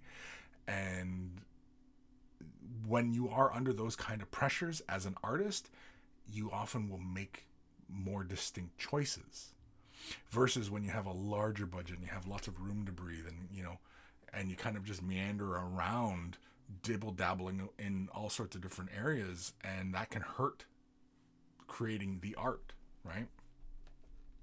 the art suffers when you have an abundance of shit, right? Because you just don't know where to go, and you don't have to actually make any hard choices because, one, you don't have the resources for it, or you don't have the talent behind it, or you don't have this or that, so you gotta make the hard choice. So yeah, good art anyway is struggle. Eric Fountain, I guess I'm in trouble. I've never played 40k. You never played 40k? No? Sure. I don't know. Are you into 40k? I don't know. Like, I assume like a vast majority of the audience is, into Warhammer 40,000, but, I have no idea. I have no idea what you guys are into or why you're here. I mean, some of you hang out because, we're just talking crazy crap. Some of you are hanging out because we're talking painting or, hobbying, gaming, whatever, right? So, otherwise we're just talking. Old Man Logan, Empire is definitely the best. Yes. Zero's Hobbies. Haha. No, it just didn't leave room for anything after. Thankfully, we got the Mando and Book of Boba. Yes. And Book of Boba got a lot of flack. I don't know why. But, I mean, I do know why. And the argument against it is ridiculous as far as I'm concerned. It's hilarious. But, yeah, I enjoyed Book of Boba. And I thought it told a very interesting story. Do we need more Book of Boba? I feel like we can have more Book of Boba. Book of Boba? Ba-ba-ba? Yeah, I'd like to have more. But do we really need 2 stories of Mandalorians? Do we need it? Because rumor is when the Ahsoka show comes out, we're going to get another Mandalorian in there, right? Sabine is going to be part of it, right? So, do we need another Mandalorian? I mean, fuck, we're all going to be Mandalorianed out by the time that show comes out, right? Like, you need somebody to fix your Star Wars show. Just throw some Mandalorians into it. Like, I mean, I realize Mandalorians are cool and all, but Star Wars and Mandalorians. I mean, I guess. I don't feel like it's necessary, but whatever. Old Man Logan, I also think one could debate which are worse from a story perspective, i.e. 7, 8, 9 are so hated, and which are the worst movies. Well, cinematic, like, are we talking like how we digest the movies, like how we consume the movie as far as being judged a movie? Is that what we're talking? Or are we talking about how it fits within the greater whole of the narrative of Star Wars? Or like what specifically are we talking about? Because just saying it's a terrible movie, is not really that clear. I mean, what exactly makes those films worse, right? What makes those movies so bad?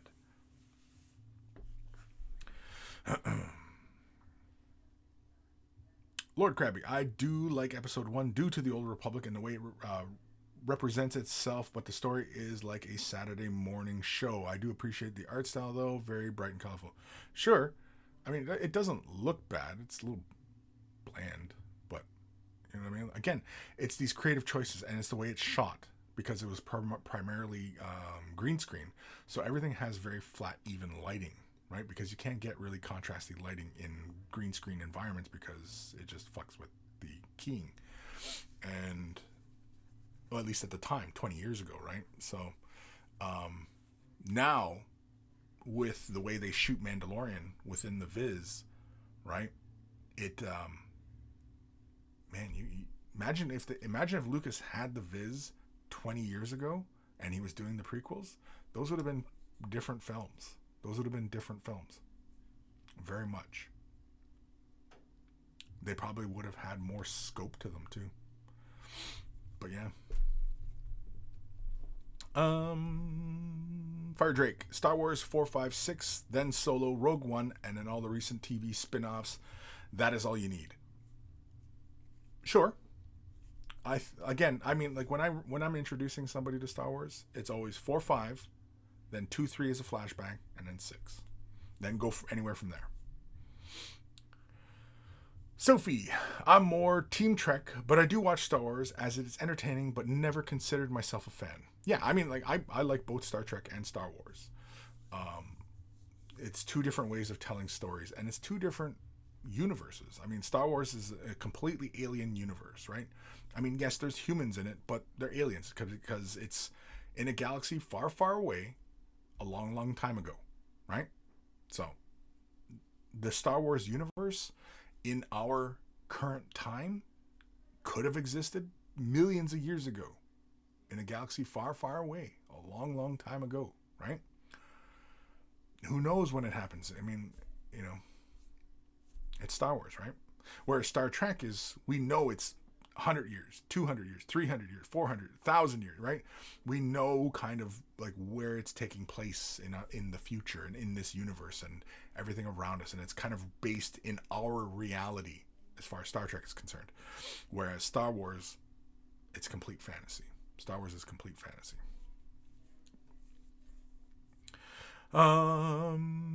Red Dragon Model Works. Holla, brother. What's happening, man? Fire Drake 18. I'm only here for the stash. Once you shave it, I'm out. You're out? Like you're out? Or you're out? Which out?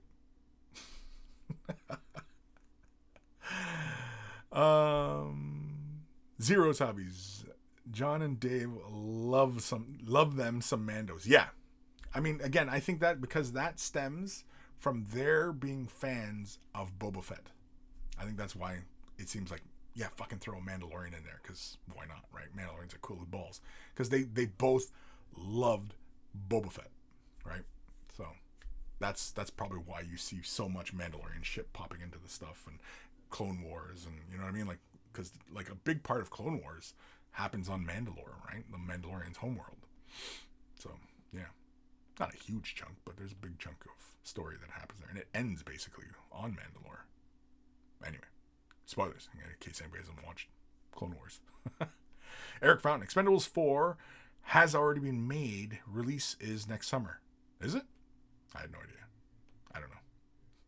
I mean, the first Expendables was good for a laugh. And then the second one was like, oh, okay, it's kind of fun. They're dusting off these other ones. And then the third one was, it was a bit of a stretch. And this fourth one, I'm sure it's a huge stretch.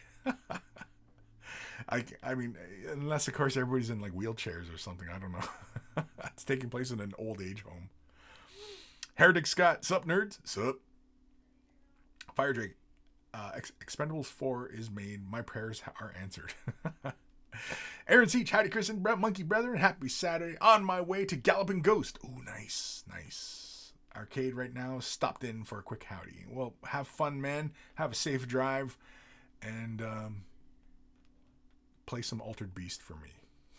I'm pretty sure they had Altered Beast. I mean, I think they have like every arcade game, but yeah. And then, of course, yeah, I seen on Aaron's Instagram. It was Instagram? I think it was Instagram. He picked himself up an arcade cabinet. I was like, fucking guy. I would love to get an arcade cabinet. I don't know where I'd put it. I have no idea. The only other place I can think of putting it is in my other studio room, but space is getting kind of tight in there. It's getting a little tight. Sophie, wow. The story of a movie or TV is the important part, but I've even watched Downtown Abbey because I found the storyline interesting and how it was back then. Yeah, sure. Again, it is always the writing. Good writing will draw out good directors because they'll be inspired by that, and then they'll have visions of where and what and how all things will look. And of course, good writing will inspire actors' performances because then they have really good material. They can get into the characters of it. They can make it all really believable, right? Because that's the job of the actor. That's the job of the director. It's the job of all these other people. But the script is the central source material for this piece of art. And, you know, if that is crap or not very good, then the movie's not going to be very good, right? Like it's the foundation for a movie. It's the foundation, which is why they make a big deal about, you know, screenwriters, because yeah, it's the underpinning of your story, right? Because writing the story requires a lot of work, imagination, and thought, research, everything like that. Being a director, right? You can show that director the script and he'll go, or she will go, okay, yeah, I'm in.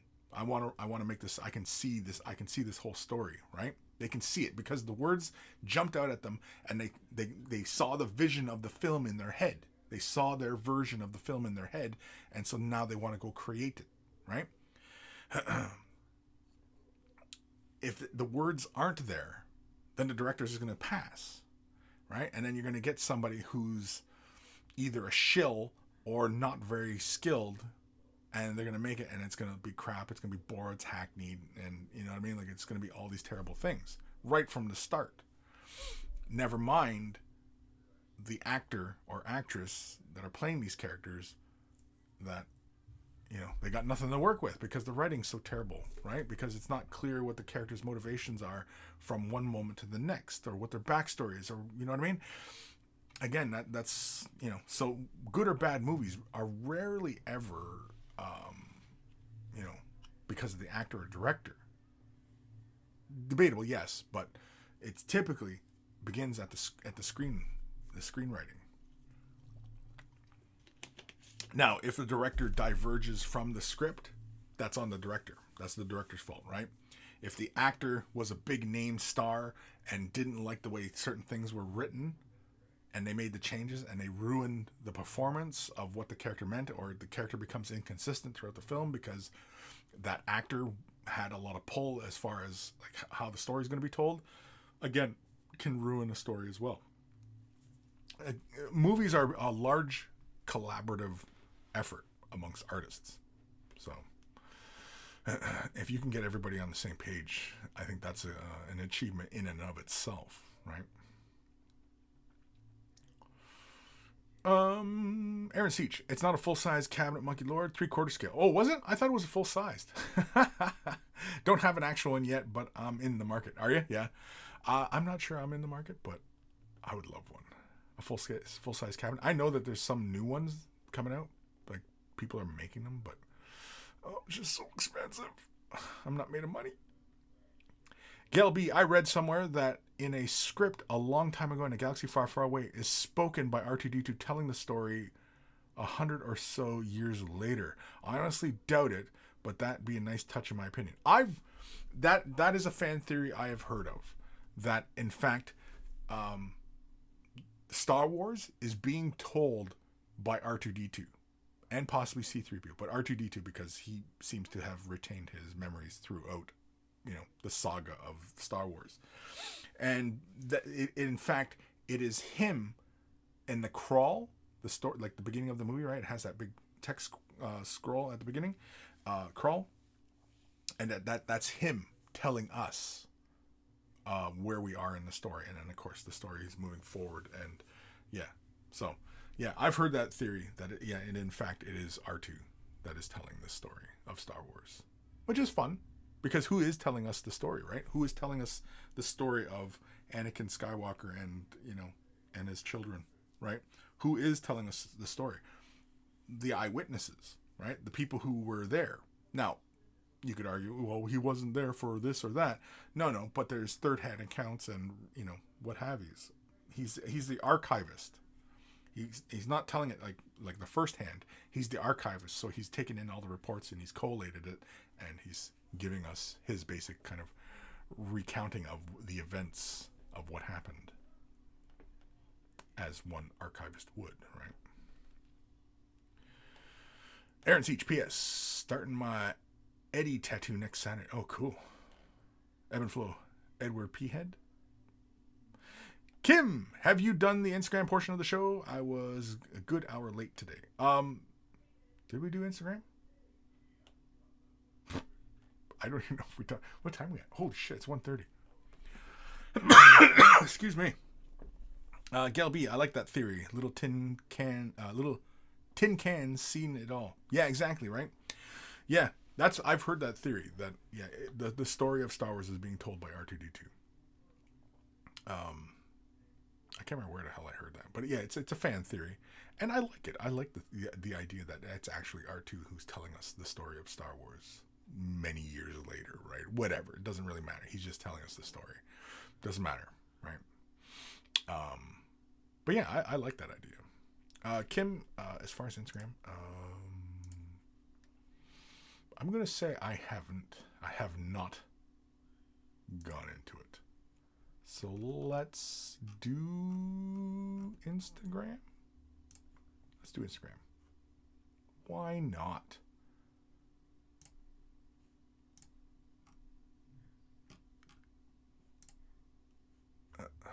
I was about to like my own fucking post. What a fucking nerd. Yeah, that was me working on the, what is he called again? Wraith Lord. The Wraith Lord. What the fuck is this? Kyle Parker Cunningham? Okay, he's painting owls. This is somebody using the hashtag Wave the Brush, I think, right? Yeah, he's using the hashtag Wave the Brush. Okay, Kyle Parker. Yeah, you know what? Fuck it. I'm gonna give it a like. He's painting owls. He's painting. I encourage all painting. Any and all painting. If you're painting your miniatures, you're painting canvas, you're painting your walls, painting your kid's room, you're painting your car, you're slapping paint, you're painting your nails, whatever. As long as you're painting, I'll support it. Here we go. This is from Kim. This is Loka Vi, Mother of Nightmares for the Soulblight Gravelords. Yeah, I like these. I like it goes from the magenta to the purple and the membranes of the wings. I like that. I like the bases as well. I like how you do the offside of the green on the bases. I like that. Really nice work on the face. Really good work on the eyes. Yeah, dude, that's really good work. Is this work in progress? I don't know. Or is this done? Oh, I didn't give us a like yet. Oops. There we go. Yeah, really nice work on the face.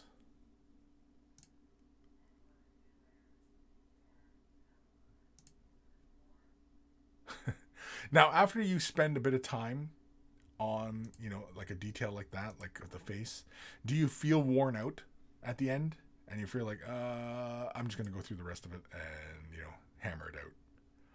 Because, like, your highlighting scheme on the face, like, I can see, like, great deal of effort went into that. But then I'm looking at, like, the arms, like, with the wings, and it doesn't feel the same. That's why I'm asking if this is completed or if this is still a work in progress. It's not a criticism. I'm just curious. But, yeah, your work on the face is really good. Hiroke. Shining Spears Kit Bash, practicing with the airbrush. Tried to get a gradient with the blue to the white for some subtle contrast. I'm pleased with the result, better than what I could achieve by brush, but CNC welcome. Let's give that a like. I think they look really good. You might not be a fan of edge highlighting, but I think a little edge highlight would bring some of those shapes forward a bit more. Not a harsh edge highlight, but yeah. I think it looks really good. I think I'm sure in person that white really, really stands out. I guess really it is a question of how much white were you looking to read back. I also like the idea of using those Lumineth guys for your Shining Spears. I like that.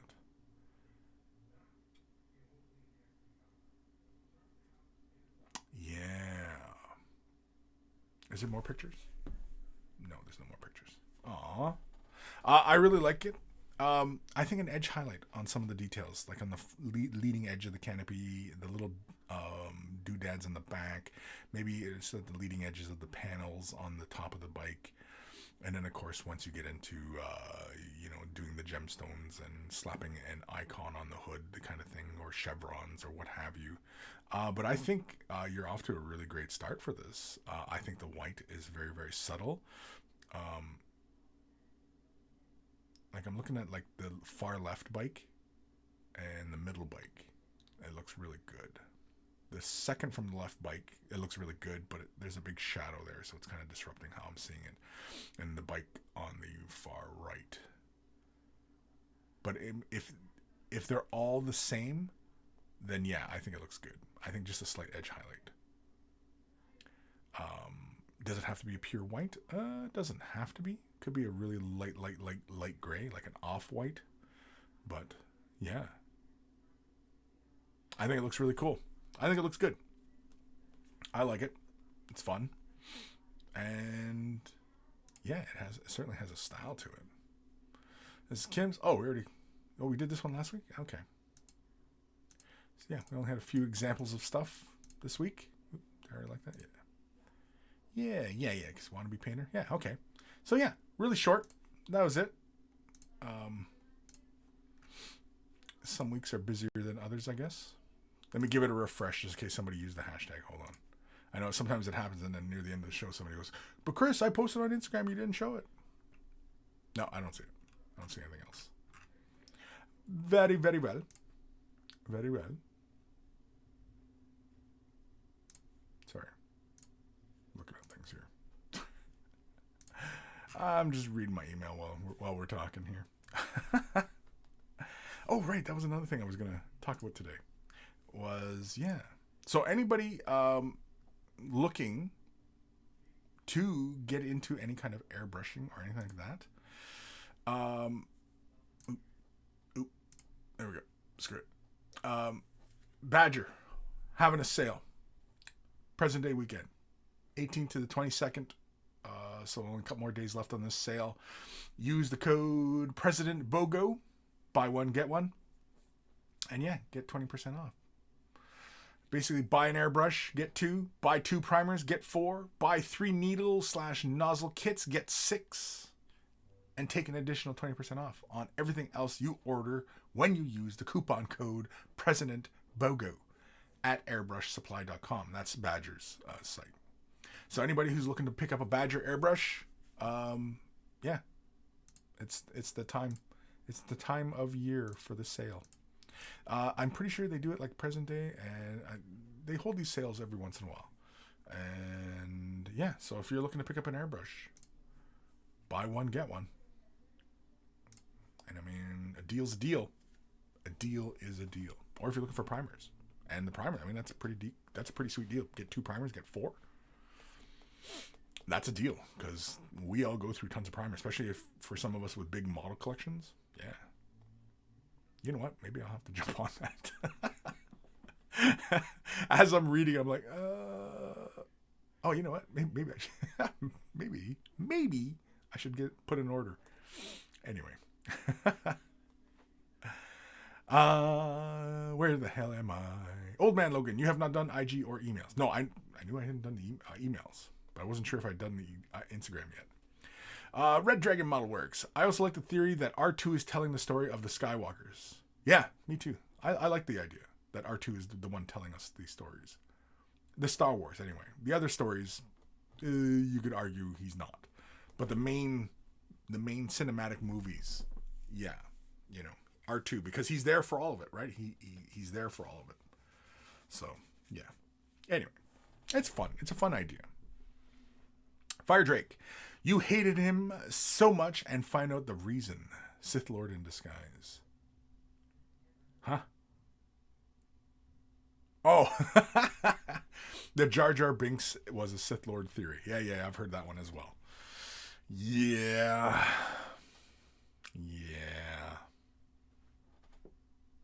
I mean, what is he, Darth Putz? I don't buy it. Heretic Scott, damn, that face gives a lot of life. Yeah, I think that Kim's work on that face, yeah, was excellent. Is excellent. I wasn't too sure though if it's finished or not, but yeah, I think his work is top notch in that, especially the eyes. The eyes were just spot on and like nice and clean and distinct. It's good work. Gelby also had a pretty busy week, so I got some projects almost done. Hope you like them. Are they here? Or are you sending an email? Did you send an email? Is that what you did? Is that what you did? Oh, you did too. Nope. This is Derek. Okay. I have an email. I got an email from somebody, Dennis. I'm not too sure if it was for Away the Brush or if this is like an actual question he was asking. I'll read it on the show anyway. Some interesting concepts he's got going on, but I think I think this might have been more of a private email he was sent me. Anyway. I don't even know where the hell I am in here. This thing. Kim, no, it's finished. It was a 2-day paint job. Thanks. And no, I don't lose steam ever. I just paint. Yeah, because sometimes myself, I can lose a bit of steam. If I'm like spending a lot of time on something, the rest of the model, I can be like, just get it done.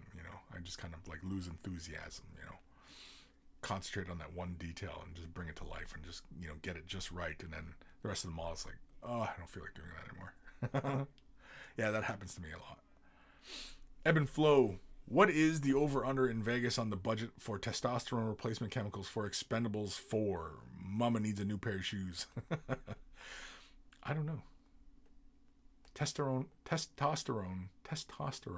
Fuck, I can't say it. Replacement chemicals. Like there's chemicals for replacing testosterone? Didn't know that. What do they replace it with? Gasoline? Kim, one guy said faces and bases and a lot can be forgiven in between. Yeah, true. So I like to put extra effort in the faces. Oh yeah, 100%, because that's always the focal point, right? Is the face. Gal B, someone please explain the Darth Jar Jar theory. Is there an actual evidence to it, or is it just a meme? It's mostly a meme, I think. As far as laying out a credible explanation as to, that it makes sense that Jar Jar is a Sith Lord. I really haven't heard it, but I have not really delved into it. A lot of the fan theory stuff does not make its way to me too often. I'm kind of surprised the R2 one made its way to me. But yeah. I'm not really into like a lot of, the fan theory stuff because, it's opinion, right? And, so yeah, sometimes you have some fun ideas, but yeah, whatever, I don't really put too much credence into it or anything like that. It's just, yeah, it's a fun idea. I mean, the internet is just basically everybody sharing their opinion anyway, right? What happens in the real world is what matters. So if it's in the movie and it was really made, then, right, then that matters. But sitting here speculating and talking about stuff and then, taking a stance, no, I'm right, and, that was a bullshit idea and blah, blah, blah. That has no bearing. It has no weight to it. It's nothing. It's nothing. It's not the real world. The real world is where things really happen. So if you really want to make, changes, you got to do it in the real world. Complaining about shit on the internet is not how to go about it.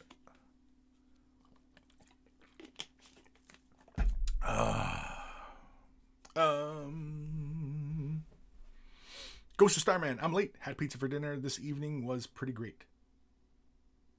Where'd you get it from? What pizza joint? I'm just curious. Heretic Scott just sat down to half kilo of homemade chili. Glorious. A bowl of Scottish chili? I'm intrigued. What's in homemade Scottish chili? Please tell me. I would like to know. Because then I will try and replicate it. Unless, of course, you're talking about like staying true to a true, Tex-Mex type of chili, then, okay. Fire Drake, Ghost, you bring pizza for everyone else? You're losing money by not buying these airbrushes. That's true, Fire Drake, that's true. You're losing money, for God's sakes, people. You're losing money by not buying those airbrushes. Right? I mean, you buy one airbrush and you get another one. I mean, you've just made twice the amount. You made money. Everybody wants to know how to make money? That's how you make money. You buy an airbrush and you get another one, and you've doubled your I can't think of it. I can't bullshit it anymore. Gal B, did the email not go through? No. No, because I got one from Derek. You're not Derek, I don't think. No. Because the emails from the account name GelB it comes in GelB. Yeah, it comes in GelB. Yeah, because the last one that you sent, it was more paint gay for noodle. More paint gay for noodle. I don't even know what the fuck that means. What does that even mean?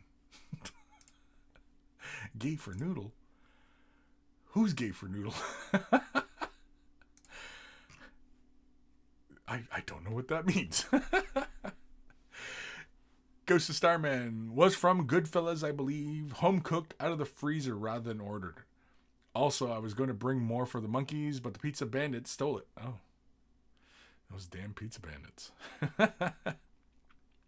Is there good pizza in Nottingham? Is there? I don't even know. Goodfellas. The restaurant's called Goodfellas? It's a good movie. So I guess it stands to reason it's good pizza. Right? I mean, if it was a good movie, it's got to be good pizza. I mean, the science checks out on that, right? So, Lorcan Leaf, the Great Wall of China is shaken at the greatness of that mustache. Oh, shaken. It's shaken at the greatness? Oh, well, thank you. I'm at a loss. Sophie, I'm thinking cheeseburger for my dinner. Yummy. Ooh, cheeseburger. What kind of cheeseburger? Like, obviously a fucking burger and cheese, but I mean, like, are we talking like quarter patties, or, we talking beef patties? We talking, chicken turkey blends? What are we talking here? Sausage patties? Sausage patties. Come on. That's some good eating there. Get some sausage patties going on. Ghost of Starman had an 18-inch pizza on my birthday. Good times. You took 18 inches on your birthday, bud. Nice. Is it all in one sitting, or do you break it up into chunks? Like 6 3-inch chunks, 3 6-inch chunks. How does one go about that? Ghost like, that's not what I was talking about. I wasn't talking about taking dick on my birthday, asshole.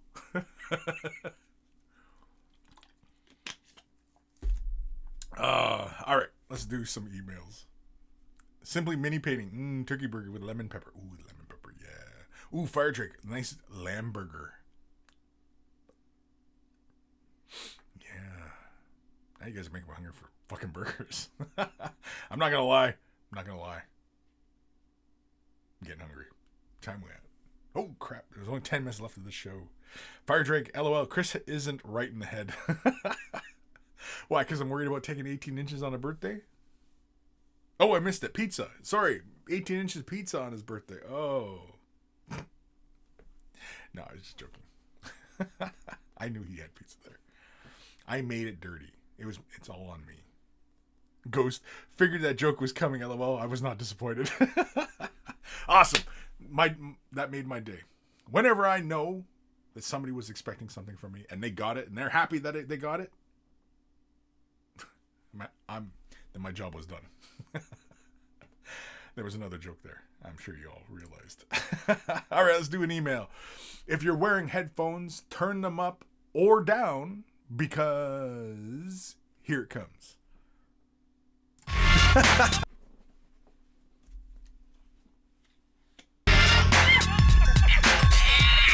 It's email time.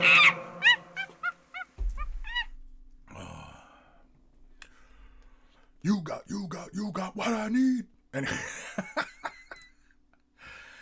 You'll see the little thumbnail of my face there because in this email, his email address is in there and I don't want to show it. So that's why you see a little picture there. Anyway, Warhammer 40k paint scheme design option tips. Hello, Kris. I was watching your video with Draw with Jazza on Tabletop Time channel discussion Indigenous representation surrounding his Space Bears chapter and was really inspired. As both a Canadian who has done research in the past for university projects and as a Warhammer painter, I really wanted to see if I could design a cool Stormbird for the chapter. I also designed some figures, some famous historical Indigenous peoples. I've recently read A 3-Day Road and really enjoyed the read.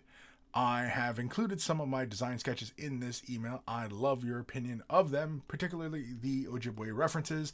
I want to do the right by them and only have the course I took in university along with my Ojibwe Nutritional Sciences guest professor's lectures to reference for most of the context. I very much look forward to your response when you get the time. Thanks, Dennis. So let's have a look. Why do I gotta thank Dennis? Anyway. It's a crap joke. Now, can we... Oh, I can move it. Sweet. Okay, I really like the idea of the bird designs, the traditional woodland designs on the side of the hull. It's pretty cool. Necessary? I don't know about that. I like that it's bright yellow with the designs, though. I like the bear paw on the door. I think that's cool. The teeth in the front, yeah, it makes it nice and aggressive. Which is pretty darn cool. Yeah. I don't know, you got a bunch of notes in here, so it's a big big plane. I'm just kind of looking over all these little notes he has in here. I'm just kind of just trying to get the vibe, and yeah. I don't know if it needs the mouth in the front.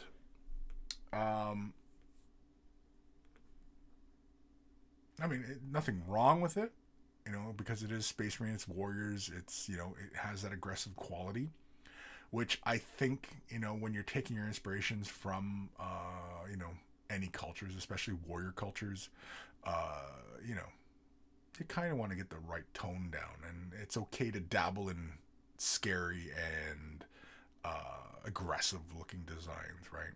Because again, I mean, the whole universe of this game is warships and shit, right? I like the bear paw on the door.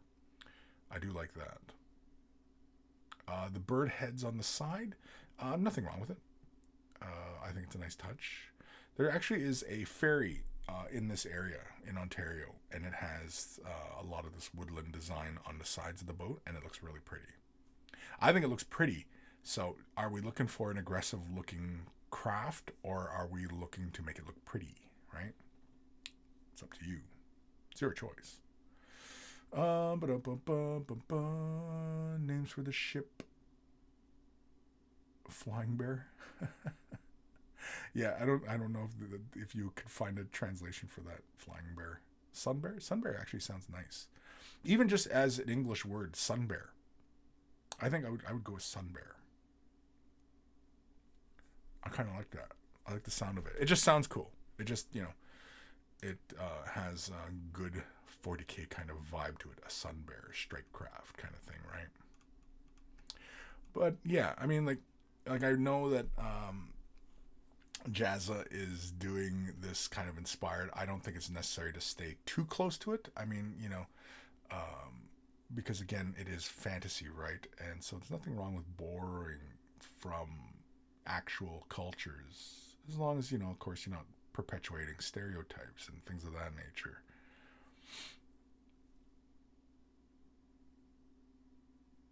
Yeah. Saying the main color white. Yeah, there's a lot of information to break down in these pics. It's quite the notes he's making. Now, I like the idea of the bear paw being more like the Imperial Fist symbol. I actually like that idea because, again, it takes its design aesthetics from something realistic and culturally significant, but it brings it back into the 40k-ness of everything, and I think that's cool. I like the idea of that shaped bear paw. It's you can see it like on the door. You can see the Imperial Fist, and you see the outline of the bear paw. I like that look of, it's all straight lines. I like that. that gives it a very 40k vibe.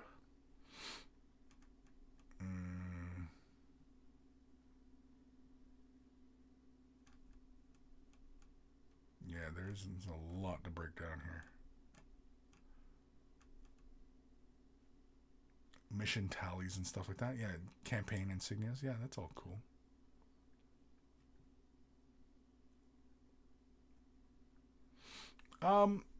Using historical characters. I mean, Games Workshop does that already. So, I mean, using a historical character as inspiration. But normally when they do their inspirations as far as like a character of a Space Marine or Imperial character, whoever, typically they rearrange the name around or change it up a bit, but otherwise they are the basis of the character. So realistically, there's nothing wrong with it.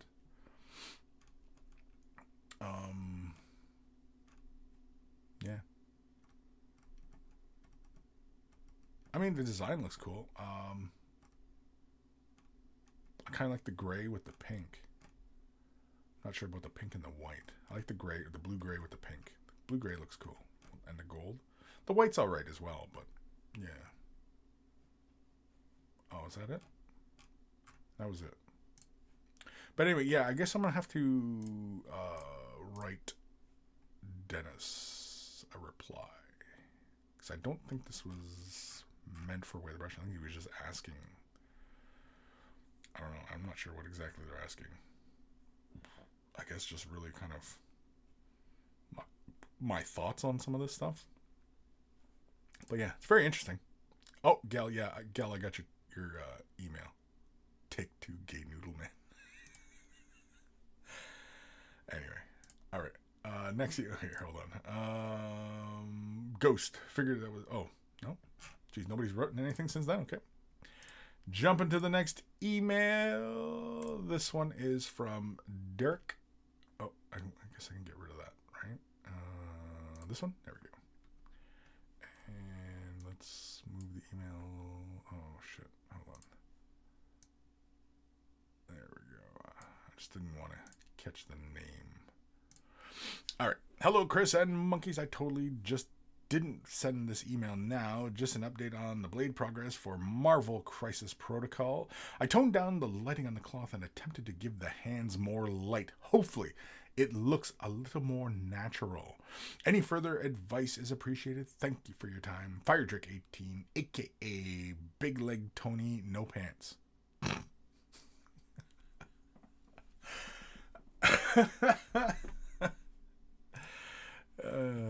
Shit.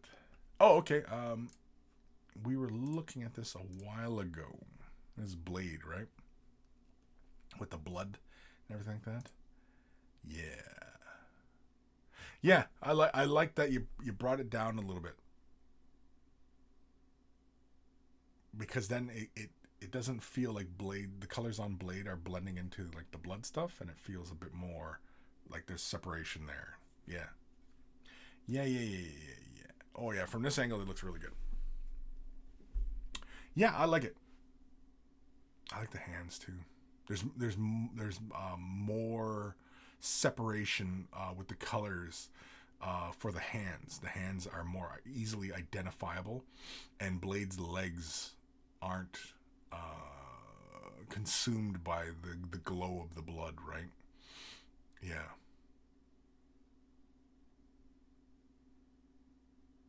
Yeah. Me likey. I got it on the right angle? Yeah, I do. Yeah, the work on the hands is really good. And Blade is really good too.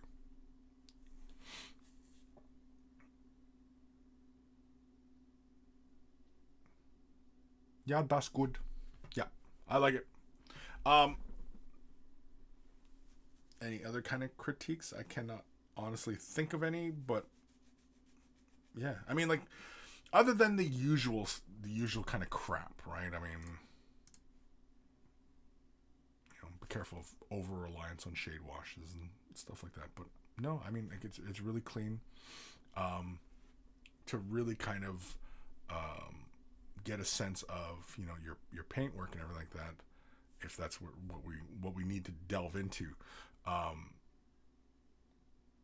think it looks like when you're taking your pictures, there's a hard light above, but I think you need a bounce. Take a piece of white paper or something, like pure white paper, and put it down below so that you have your subject matter, you have the light above, and you have like this white bouncing light up at the surface, and that way it should even it out so that we can get a nice clear image of your figure. Because like there's a lot of heavy shadow, and the way your camera is like taking a picture, it's creating really contrasty image. It's hard to see some of the details, especially especially with like darker models and deep color, and if it's lit too harshly, it's hard to make out details. No, I'm not shitting on your paint job or your photography skills. I'm just wanting a bit more of a clear picture. Sophie, nice marble, yeah.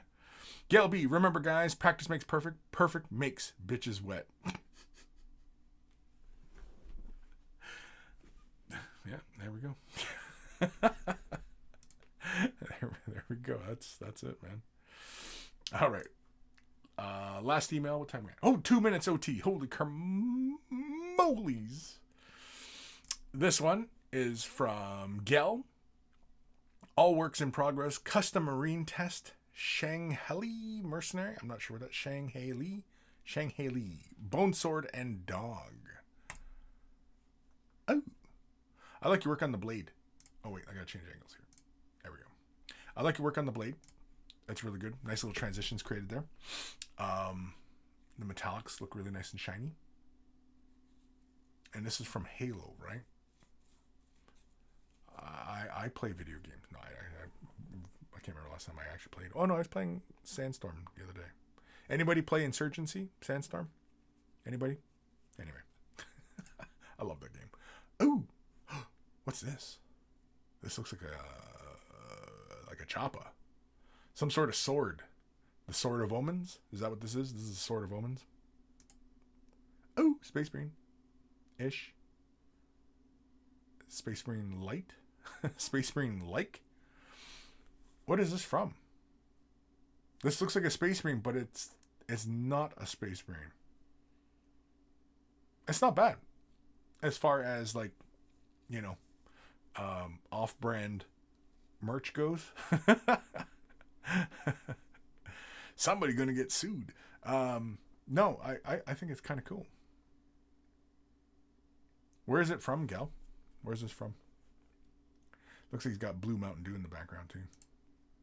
Oh, Poochie. Hey, Poochie. He looks like he or she doesn't want to enter the room because he's like sensing the trap. He put that toy down on the floor and then he's coming in and like, I know this is a fucking trap. Back off. Back off. Look at that face. Little pooch. Cute. Looks young too. Year or two old, probably. Oops. Click that. Sorry. Oh wait. Oh, there's more shit. Damn it. I exited too fast. Oops. Yeah, there we go. The back of the Marine, or not Space Marine. Off-brand, the off-brand Marine. Yeah, it's really cool. I like the color scheme. I mean, it looks work in progress. Is that on a poker chip? Or is the base a poker chip? Then another of this Halo thing. I could not tell you what these things are called, but Covenant? Is it Covenant? It's Terrence Stamp. Carl, I want to make a covenant. Anyway. Yeah. I like your work on the sword. And yeah, it's all work in progress, so I mean, you're gonna take it other places, I know. I think it looks cool. The Space Marine is fun. Where's the Space Marine from? Where's he from? If you say your mom, I swear. Fire Drake, so many nuggets of wisdom on this channel. Kim, you're not going for the best 180 minutes today? Fuck, no, man. I'm getting kind of hungry, actually. Fire Drake, Gel, you cosplaying nerd? Are you? Are you? Gel. He knows he's not allowed in my room, so he throws his ball inside. Oh, really? So he's standing there and then he drops it and it rolls into your room? That's funny. That's funny. Bad little guy. That's funny. Trencher 1375. What was the Space Marine again, Gel? If you don't mind, it looked cool. Yeah, it was pretty cool. Gel, there it is. Spartan themed custom I got off Etsy, and yes, it's a poker chip. Yes, it's a Covenant. Okay, cool. Fire Drake, yes, man. Noise. It's noise. So yeah, it's off Etsy, so it's probably 3D printed or probably old school sculpt kind of thing. You don't see a lot of the third party bits makers doing like greens anymore. Everybody seems to be doing the 3D printing now. Does 3D printing bits and stuff like third party bits, does it make that market more accessible? You know what I mean? Because somebody who has little to no talent for sculpting can pick up a computer, find a file, mod the file, and then print it, and then make bits. Does that hurt the hobby? Does it make it better? Do you think that the market will become too saturated with these products? What do you think? Tell me. You tell me. What do you think? Gelby, the shop is called Resin Munitorium. Munitorium? Minotaur? Minotaur? No, Munitorium. It's like munitions, I guess, right? Anyway. But yeah, does 3D printing hurt or help? Hinder? Help? Right? Does it make it better? I think, I don't think there's a right answer because, it's all largely anecdotal. We don't have, the numbers on the sales of everybody and who's moving parts, who's buying what, and, what sells. Because there's so many people doing it that, like you'd have to collaborate all that information. They would have to share that information and you have to collate it, right? So Fire Drake 18, I think they sculpt with computers now and sell STLs. Some really good quality work out there. Sure. But what's stopping, you from acquiring a file, modifying it a little bit, and then reselling it, right? Like, what if you took, I don't know, who makes the best STL files? Who's the artist who makes the best STL files? Who's the champ out there? Who is the champ? What do I look for? Wargaming STL. Let's try that. Let's see what I get. I'm just going to do an image search here. It's a lot of terrain. And some of it's pretty cool. Tanks. Terrain.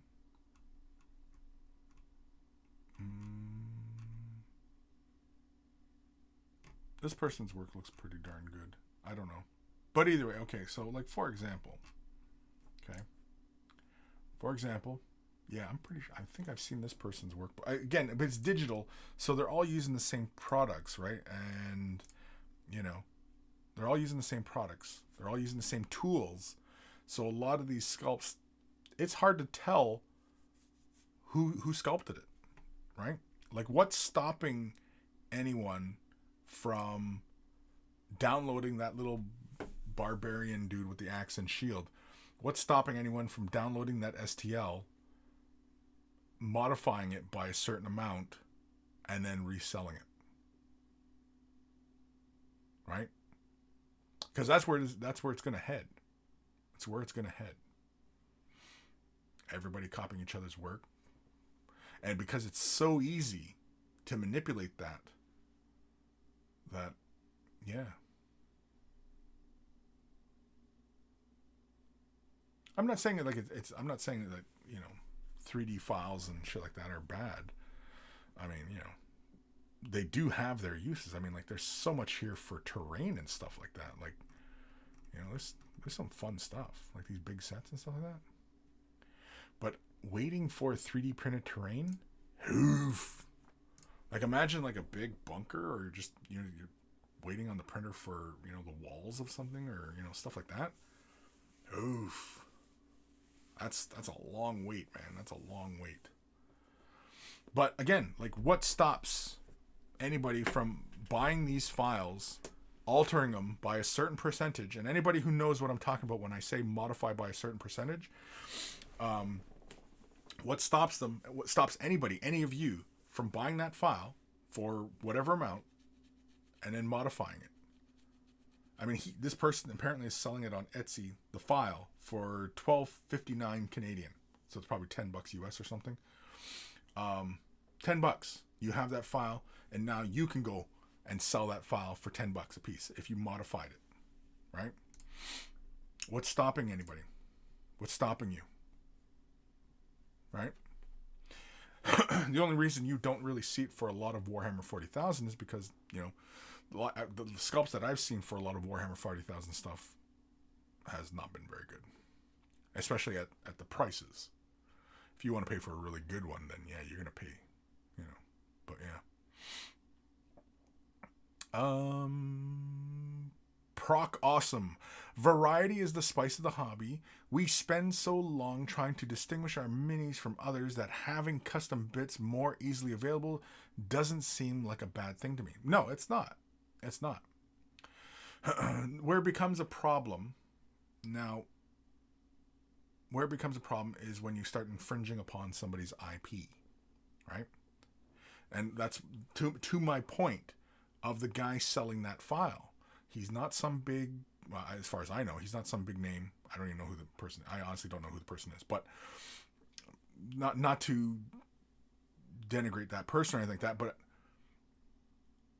what's stopping anybody from exploiting their skill set, changing that product, because it's just simply a digital file, copying it, changing it by a certain percent, and reselling it?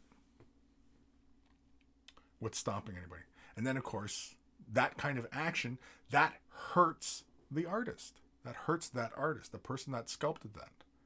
Now, mind you, I mean, who's to say that who that sculptor was? Because the sculpture could have been largely borrowed from other files as well. They could have taken other files, manipulated them up, brought them together, and made a new object, right? And ultimately, nothing wrong with that, right? So, like, you know, where do we go? Where do we go, right?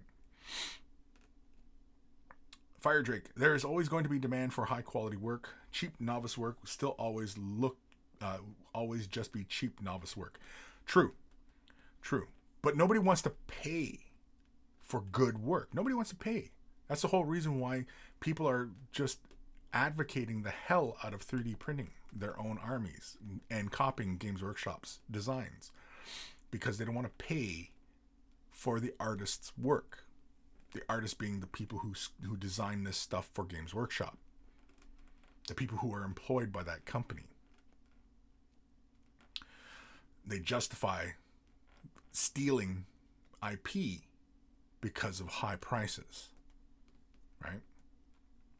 They rationalize that decision. I don't think it's right, because it only hurts the artist. That's all it's doing, is hurting the artist. And if you hurt all the artists and make it so that it's just nothing but cheap crap out there, then this shit dies. It dies. Because nobody wants to do it for free. Right? Because that's where it's heading. If it's all becoming lower and lower costs keep coming down, nobody's going to want to pay for good quality work. Right? Trencher 1375. Printing is a bit more of an art as well. A good store. Oh, wait, chat moved on me. A good store can print better, more solid and smoother figures than others. Sure, but that's the technical. I'm talking about the design, the sculpting itself, the person behind that design, the person who had the skill set enough to manipulate those files to create. Right? Not the people who bought it and printed it. That's nothing. You can teach anybody that. But the actual ability to create something, to design and create something, that takes an artist. That takes skill. That takes imagination. That takes creativity. And all that shit does is hurt the artist. Please, won't somebody think of the artists? Fire Drake, if you mean legally, I guess NFT and copyright lawyers. Copyright lawyers, yes. NFT, no. I don't buy into that NFT shit. I don't buy into it. It's largely pointless. It's more of a pyramid scheme than anything. Sophie, if you can 3D print a head from a picture, that would be good. You could do your family as a kill team. Right, sure. But are you going to sell it? And are you going to sell it for large amounts of dollars, right? I mean, but yeah, simply scanning something and 3D printing it, yeah, sure, right?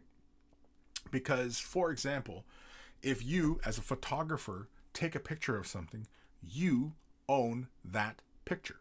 As the photographer, you own that picture. So if I took a picture of Henry Cavill, in a setting, I own that picture of Henry Cavill. Henry Cavill does not own it. I own it, right? It's the way it works. So, yeah. Trencher. Also, it's easier to go to the store and buy Warhammer 40k stuff. Expensive, but accessible. Sure. Well, because, again, I mean, we've talked about this many times in the past with the 3D printing thing and 3D printing versus buying your models. The biggest factor becomes your time. What is your time worth? Right? What is your time worth? Now, anybody who has, money to dump on wargaming miniatures and stuff like that, you likely have sufficient resources, and your time is limited for most cases. Some of us, have more time than others, but for the most part, most of you have the resources to buy this stuff, but don't really have the time. And so, getting into 3D printing, that's practically a hobby in itself, right? It's not as easy as buying a toaster. Right? Buy a toaster. It's an appliance. Slap it on your counter. Plug it in. Put your toast in. Push the little plunger down. It's toast. And you turn the dial, and it's going to give you what you want. Right? 3D printing is not there. 3D printing is getting the toaster, but then you got to configure the elements so that they cook the toast to the way you like, and and only certain kinds of breads because what I mean. Like, there's a lot of tinkering involved in 3D printing. It's a hobby into itself, pretty much.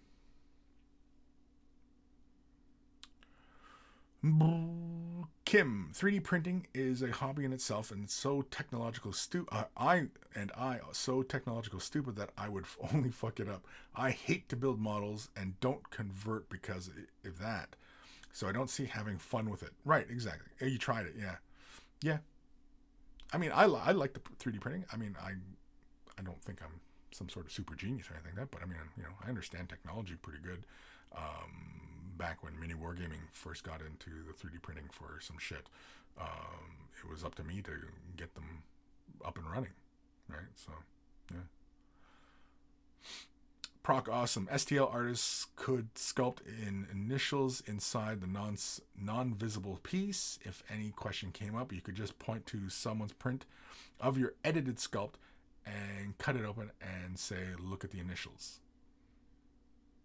The person could also delete that portion of the file as well. Like leaving their initials in the file. Yeah. If they knew to look for it, slice it open, pull that text out. Pull whatever out. Add in, all it is ones and zeros. That's all it is. You can just drop ones and zeros and remove parts of the file. It's so easy to manipulate.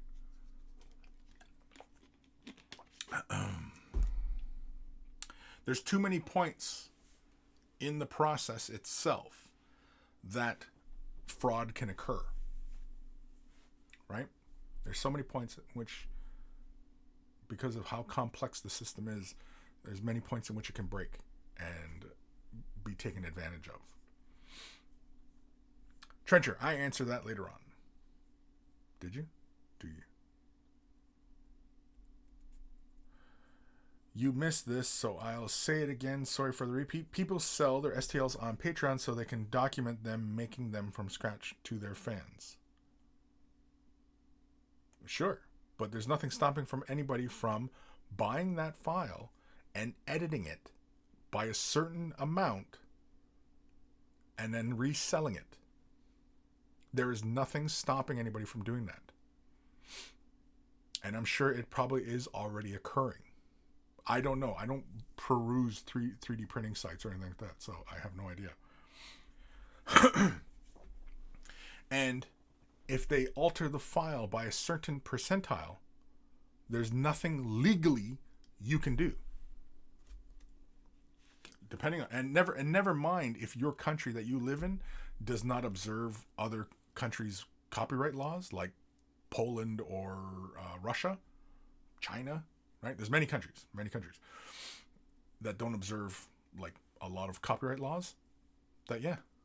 That's why those countries produce a lot of this stuff, because legally they don't have to abide by it. But again, my point being, you as the consumer can go anywhere you want. You're free to do that. But those actions hurt the artist. Now, if that never factors into your calculations, well, then nothing I can do. I mean, I'm not going to convince you one way or the other that, those actions are unethical. But, yeah. Trencher. But if they steal it, it will be obvious to fans and they can shame them for it, like how comic book artists are shamed for tracing. Sure, but does it stop them? And I mean, like, what if it's through private sales?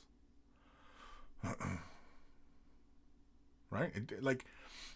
There's plenty of recasters out there copying Games Workshop's models, or any other company's models for that matter. There's plenty of recasters out there. Is it stopping the recasters? They're just straight up copying. Has it stopped? Has anybody shamed them out of existence?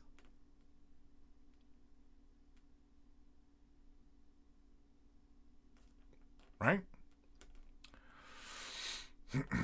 Fire Drake. Fraud concerns, nothing is fraud proof. You can only document your work thoroughly. Sure. But that does not stop anyone from copying that, altering it, and reselling it. Because it's simply just a digital file. If it was a green stuff master that the artist made, that they sculpted by hand, they used green stuff or whatever sculpting material you want to talk about, and made the miniature, that has the artist's talent all in it, all over it, through and through. You know that artist made it, right? And if you bought it right from the artist, then you're supporting the artist, right? Digital file, once it's out in the wild and it's free and it's on Pirate Bay, good luck. Good luck. Old Man Logan, later, dude. Monkeys, have a good weekend. Later, duder. Yeah, you know what? I think we're... Holy cramoles, it's 25 hours. Jeez, these guys get me talking about this shit all the time. I'm not saying that there's an easy fix for this stuff, but burying our heads in the sand about shit is no way to resolve it. And what my main concern is nobody questions the effect on the artists who create this. Because if the artists are driven from this field, it will die. Because a vast majority of people who are in this hobby do not have the brain cells to create. It takes an artist to do it. That's my point. If you drive away all the artists, then you're left with substandard shit. Substandard shit will not sell because it'll be sold for cheap. And it'll be garbage.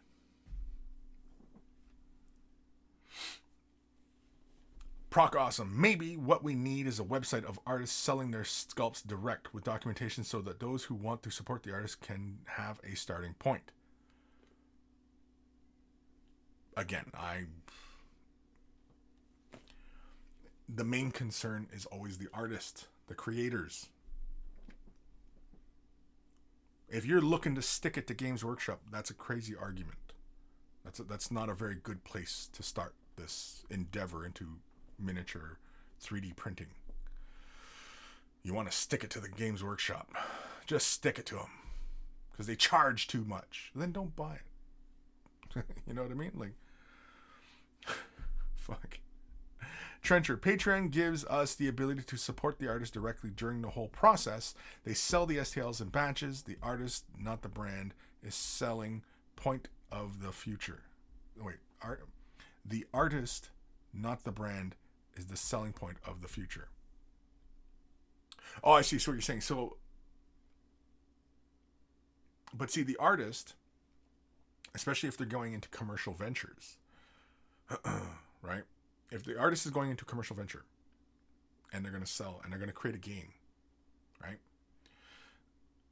Well, they need to protect their IP. Their IP is not being protected currently. Now, Games Workshop can protect its IP because they're a larger company. They also have a legal team which watches out for this kind of stuff. And they'll sue anybody who they legally can sue out of existence, which is fine. That's the way the world works, and that's the capitalist system. So it works under the system.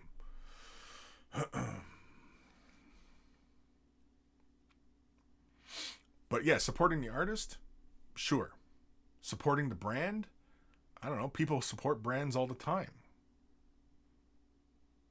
I mean, how many people are Coke over Pepsi? Fuck Pepsi. Fuck Coke. Right? No, don't give me that stuff. How many people? Microsoft. Apple. Fuck Apple. Fuck Microsoft. But right? Supporting a brand. Fuck Games Workshop.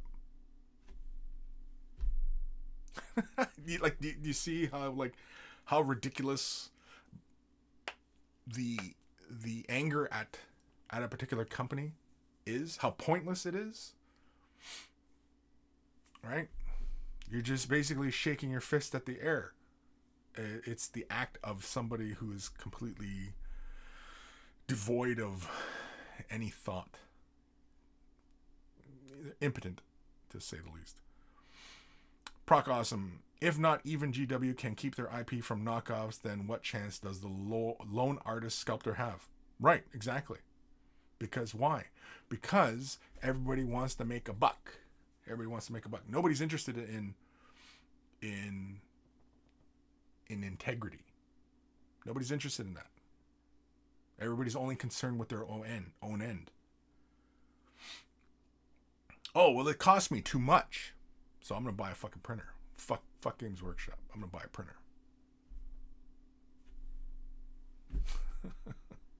It's craziness. Andrew Ramsdale. I like both Pepsi and Coke. Sure. Trencher. I'm with you on supporting the artists, and I think the future will be more opportunist for artists to promote themselves. Sure. But again, I mean, like, an artist, you want to support an artist, but if you're supporting an artist who is breaking IP laws because their country is okay with that and the country you live in enforces those laws, do you not see an ethical conundrum there? Right? If a country that the artist lives in does not have laws, does not enforce those laws that protect artists' intellectual property, and you live in a country that does protect those artists' rights and intellectual property, and you're supporting this person who's infringing upon that intellectual property, do you not see an inherent problem?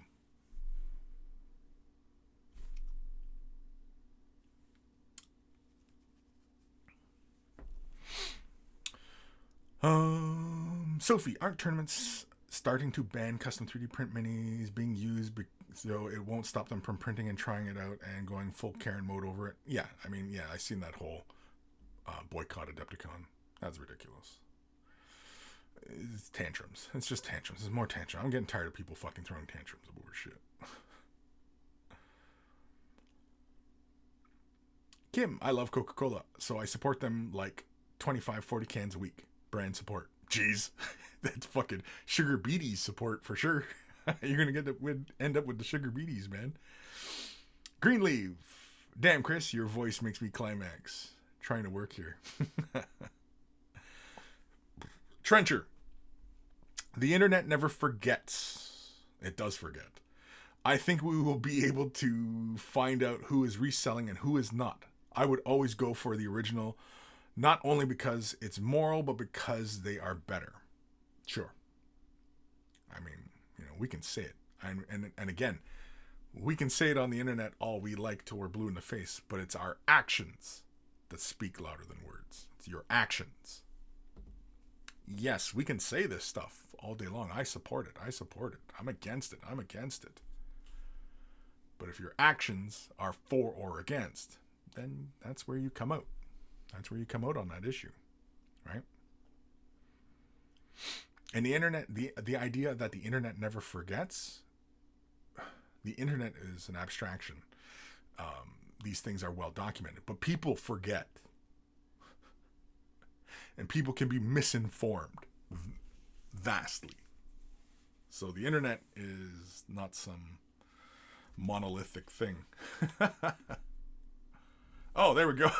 Yeah, Oh, yeah, we never named the show. Shit. That's right. Okay, so Prog Awesome, you win. Infringing the copyright of Way the Brush, episode 375. Yeah, or 372. I like it. That's a good one. That's going to confuse everybody, which is why I like it. I'm all for it. I'm all for making everybody go, wait, what does that mean? What's he talking about? Is he talking craziness? Yes, he is. He's talking cray. There we go. Awesome. Thank you, Proc Awesome.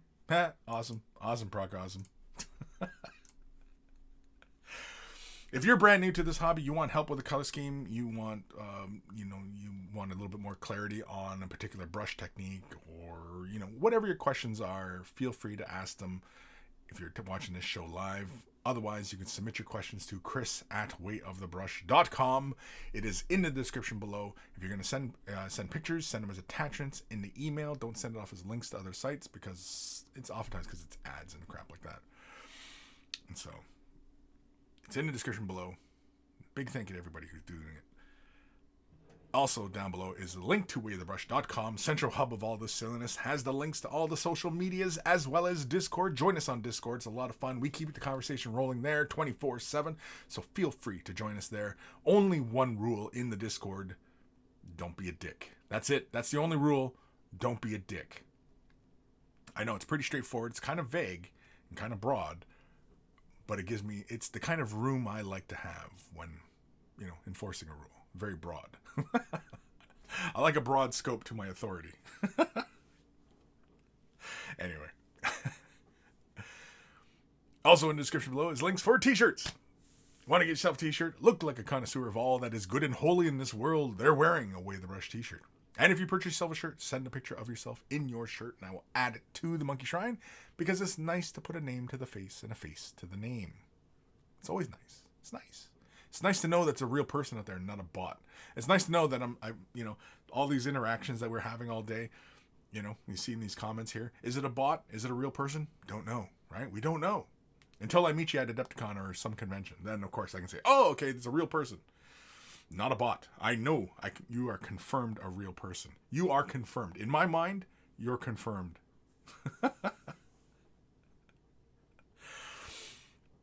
Also at wayofthebrush.com, you'll find a link for Patreon.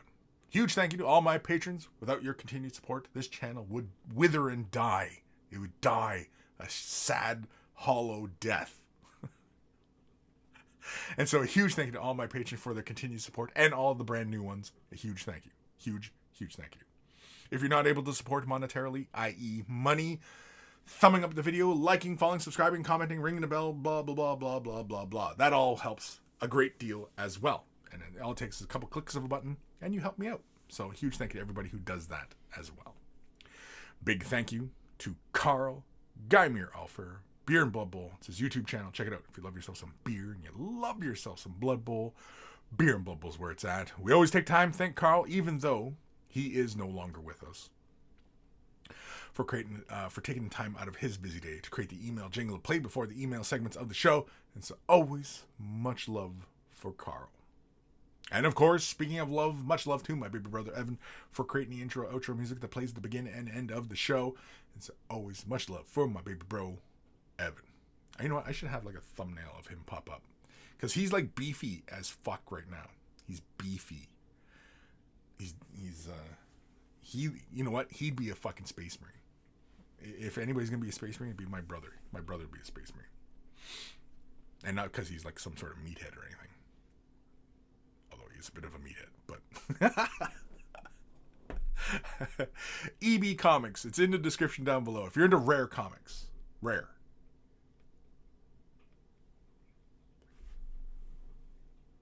Like that rare. For everybody listening, it was like he went quiet there for a second, but no, I was pantomiming something, so yeah. And Kim, of course, says, remember, there is no play for Mr. Gray, so paint your fucking models. Exactly. Ghost of Starman, you never know, all our faces could be AI generated. Oof. That's a thought that fucking is gonna keep me up at night. You're freaking me out now. You stop, you're freaking me out. You're freaking me out. Because I'm thinking now, I was like, wait, did the AI just superimpose a Way of the Brush shirt on somebody's face and then just generated up a face? I'm freaked out now. I'm legit freaked out. Skynet is coming. Skynet is coming. Progosm. I can tell 3 stop signs out of 9. I'm not a robot. Yeah, the capture thing. Sophie, just remember to put myself on charge battery at 20%. Because you a robot? Is that what you're telling me? Use a robot? Alrighty, let's get the hell out of here. Let's enjoy the rest of the day. Let's get some painting done. Let's do some hobbying. Let's play a game. Let's hug a loved one. Let's tell a story. Let's